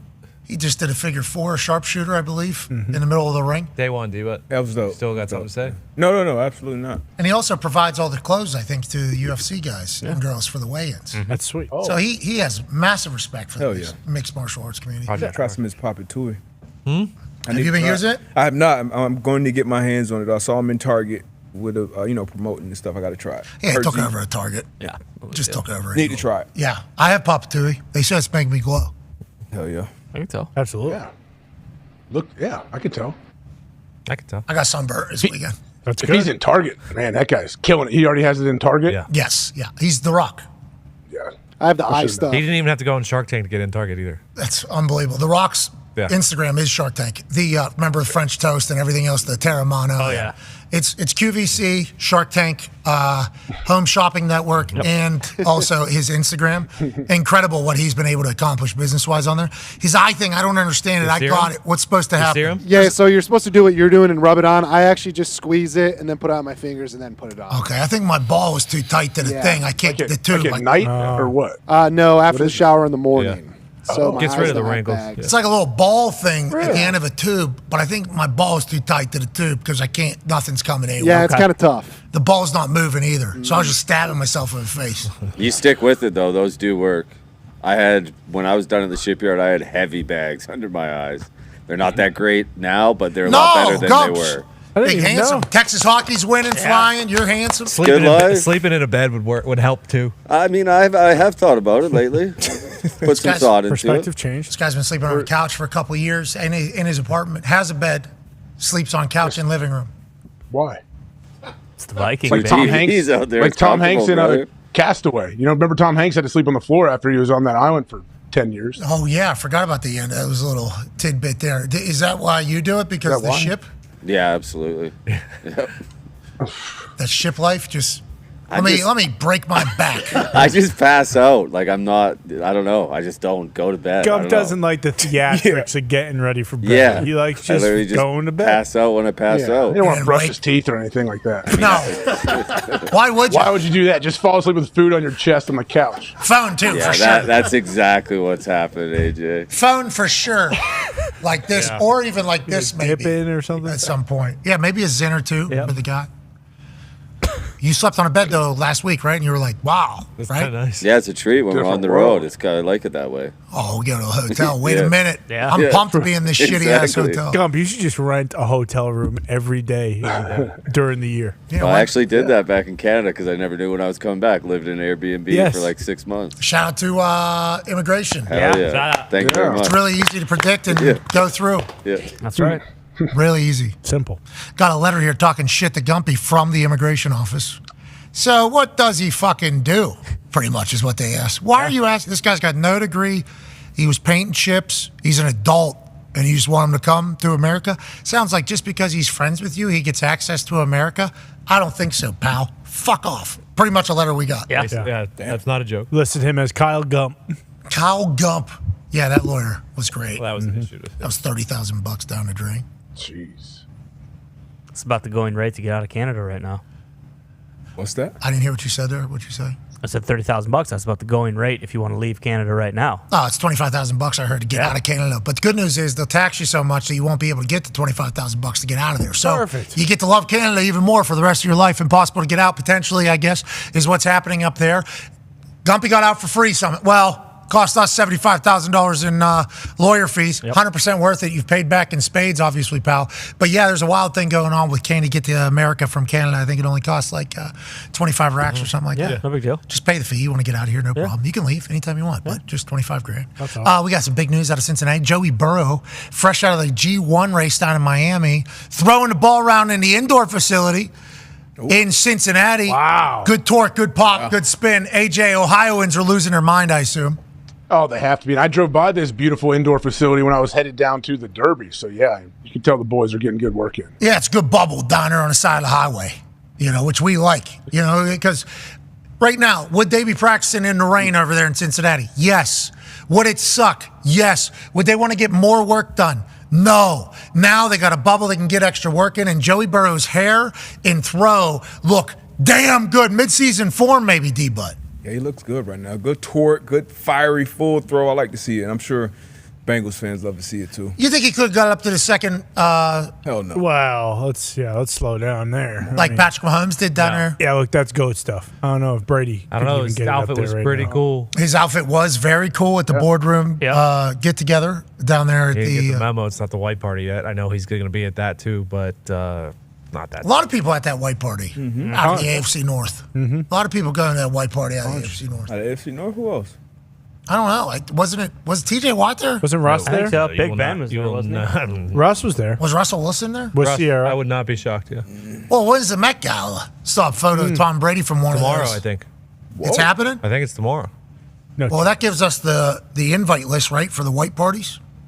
Close. We know the theme this year for the Met Gala? Asshole. You gotta dress like an asshole. Who gives a fuck? I think. That's the. It is. Once upon a time, an asshole. Boom. Sounds about right. All right. Speaking of assholes, we gotta get out of here. It's called Leaping Beauty this year. Oh, okay. Nice. What is that supposed to mean? Everyone's gonna be drugged up, brother. What'd you instead of say? Sleeping. Sleeping Beauty. Oh, Jesus. Never mind. Leaping Beauty. I thought everybody was going to be jumping. I was excited to see. For joy. Coked up. Instead, off the fucking wall. Instead, it's Sleeping Beauty. The amount of pajamas we're going to see from assholes. Yep. Can't wait. Yep. Just can't wait. The robe, the ridiculous robes that are going to show up. Someone's going to show up cock out going, this is how I sleep. Yeah, Jared Leto, book it. He's gonna be butt ass naked. Yeah. Huge bush. Yeah. So what happens in there? They party? I think so. They have a dinner. Yeah, is there a I think so. They performance? party. Like, does anyone perform or anything? Like, I'm pretty sure. what happens? Where's Kid Rock? Is Kid Rock on this thing? Probably. I think he's the I MC. think he's headlining. He gets invited. I assume. He's Kid Rock. He'll be walking the red carpet. Like to see what he. If this goes in, Kid Rock's going to be at the Met Gala. Yeah. Yes. This means something. Boom! Can't wait. Thank God. Oh, man. Now I'll watch. All right, let's get the hell out. I don't think you can watch. It's just on the internet. It's just pictures. All right, let's get the hell out of here. What a day. Heading to Connecticut for Monday Night Raw. Can't wait to be back here tomorrow. AJ, great work today. D-Butch, you as well. Congrats on getting on the pit team. Congrats, Good work, D-Bud. Congrats, D-Bud. You look really cool. Thank you. Is there more shit, or is G1. that the only one you could afford? Yeah, this was the only one. I had to apologize to my kids after I bought it. $180 nachos, AJ. I heard that people were pretty upset about those high prices. I mean, come on. It was it was 100 places to get food from. That was in What do normal people do? How do normal people go to G1? That area wasn't for normal people. That was like a beach club. Fucking, you got to pay however much. But is there a standard like bleacher section that people like normal humans Aren't can they go? selling hot dogs for $4? I don't know about $4. $280, Maine lobster roll. Ooh, it's Look, Maine. you see that in that top It's from corner? Maine. Hard Rock Beach Club. Oh, that's a certain. That's a fucking VIP. pools. It's the little fake yachts. So you pay $100,000 to pay $280 for lobster Exactly. rolls? Yeah, but these people have no idea is what It Darius serves, is saying. it serves 12. You get it. It's like going to the I'll take the club. steamed Going buns. to go to Live on Sunday. Oh yeah, we got a section for $10,000 section. So you got to order This $400 bottle is Exactly. actually $8,000. Yeah. Got it. It's not a bad, fucking though. soup kitchen. Hey, it ain't the fucking soup kitchen. All right, it's I out mean, for Miami, man. steamed buns only being $120. Sign me up. Look at that though. 8-piece wing for $190. That's not Sure. bad. Oh, lemon pepper too. Hell yeah. Yeah. Add 1 ounce of caviar, $400. There we go. Yeah, I'm surprised it's not double. Yeah, I mean, that's very nice of this man to have all these people pay all this money to get into this one section and then say, let's fucking gouge them because they have no idea. Yeah. These people are just passing over a card. It's already been They don't spent. care. This money's gone They're not regardless. How much can we charge for steamed buns? Fuck it, what? $20-$30? No. Add No, 100 to that. no. Keep going. Keep going. 120. Like we go 120. You better believe gratuity is all. It's going to be added. Oh, yeah. Oh. Can't wait to get one of these G1 events. Don't you think it sounds better now that I've done it for a full day? No, I don't. It's going to sound terrible no matter what because it sucks. No, G1. Go one. Yeah. Dude, that's what we do. We go. Exactly. F1 is just such an interesting thing. I'm buying in a little bit. I'm buying Vander in. stop and get hurt or something? How did he not win? We got the rights too. You know what? McLaren just had the pace, AJ. It had to. It was their day. They were due. They just had the pace. All right. Okay. Hey, you know what though, Max? They did ask Max after, hey, because he kind of got lucky with the pit stop, and Max was kind of like, hey, So if this would, if my mom had balls, she'd be my dad. And just gave him the credit. So I respect Max for that. Who are you, Dana Well, White? 2024. Yeah, Dana Let's get to a break. What was that, D-Butch? That's what Max said. What part? It was That's Max. what Max It wasn't said. me, Gus. That was Did he Max. really? That was what Max said. Yeah, he Max- said it in the interview afterwards. Learned a lot about Verstappen. Ifs and buts were fits. He's a dog. If ifs were fits, we'd all be drunk, I believe is another one If that has yep. been said. Yep. If ifs and buts were candy and nuts, we'd all be something.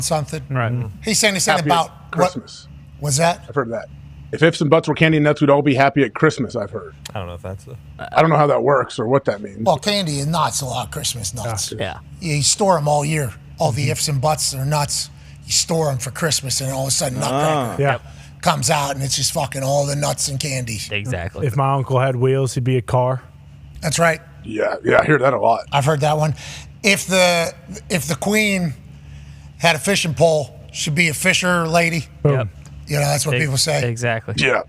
Haven't heard that one. What are you talking about? That's a new one. That's a new one. No, I've heard that one a lot, actually. If I was Irish, I'd eat a lot of potatoes. Boom. Heard that. Let's get to a break before this goes off the rails. If I smelled like shit. Don't do it. Don't do it. Now's not the time. Don't fucking do it. Let's get to a break. We'll be back tomorrow. Big Tuesday. Huge. Who do we have on the show tomorrow? We got a bunch of people locked in. Monsters. Shouldn't tell them. Yeah, you're too right. many. Let's keep it a surprise. Yeah, too many to preview. Hey, King of the Ring tournament starts tonight on Raw. Can't wait. Holy Who's gonna win? shit. You know who's in it? Yeah. Fucking The monster of all monsters. the tops. All the draft picks. All the top guys. Rey Mysterio, Kofi Kingston, King of the Ring match tonight. Okay. What? Yeah. Gunther, Sheamus, King of the Ring match tonight. Wow. No. Okay. All right. Yeah. Nope. Yeah, we got some real shit popping off in Hartford, Connecticut. Hartford, Excel Connecticut. Center. Is Connor's favorite spot, I heard. is Ricochet defending the WWE Speed title tonight or no? I believe that's on Speed, which is Wednesdays at noon. Damn it. Okay. But he at least needs to come out and celebrate the fact that he won the WWE. Speed title. Congrats to Rick on that. Yep. We need him on TV more. Yeah. So they're all back from France. We need more space. All of them are back from France, and all of them are pumped up about France. Bet they're so pumped They're to going be to in be in a Connecticut. great mood, yep. From Lyon, France to Connecticut. Everyone says the Hartford is the Lyon Shortest of flight. America. When they got back from, I forget where they were, Australia? Yeah. We went on vacation. They went to Australia. Mm-hmm. When they were in Australia, it was, every day. Oh, yeah. Show. That's when mommy dominated. Yeah, and then they fly all the way back. And I just gotten off a beach. I was like, Cole, what's up, dude? He's like, what's up? Shut up. Yeah, so pissed. Okay, all right, yeah. I'm going home tomorrow. Yeah, I'm going home tomorrow. I'm like, all right, Cole, here we go. Yeah, there might be a little bit of that tonight, but I think everybody loved going to France so much. Everybody has talked about how awesome France was. Seemed like it. Yeah, real FOMO happened there. Anyways. Except for AJ Styles. Except for what? AJ Styles? Yeah. He win? I assume that might be one of, if not top 3 moments of AJ Styles' I'm sorry, that's career. cool. Did he win? I don't know. The That camera's environment. shaking while he's standing there. Yeah, like them singing. Is there any trades after the draft, or is it just locked in? Tonight. Let's make some deals. Can we get, Tiffy time would be sweet on Raw? We get some deals in here. I don't know who's doing that. Is that JBL's doing that for us? Who was in that? Booker T was in the war room. We need Booker T, JBL, and Adam Pearce to come together. Start making some trades. We got some NXT debuts coming tonight. Oh, yeah. Lyra. Let's make sure we know about them. Fucking Dijak. Here we go, Lyra. The Breakman. Let's make sure we know. Yeah. Holy shit. We got some debuts probably happening Yeah, tonight. Tony's Gothic Queen. Yeah. Drew McIntyre tonight? Oh, Drew McIntyre's definitely. He'll Scott be there. Warrior, he's Yep. going to be there for sure. Piper's birthday today as well. Happy birthday, Piper, now a member of SmackDown. Happy birthday, Nibs.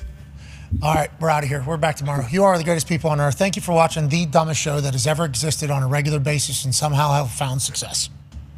With that being said, be a friend, tell a friend something nice. It might change your life. We're in this thing together. Team on me. Team on 3. 1, 2, 3. Goodbye.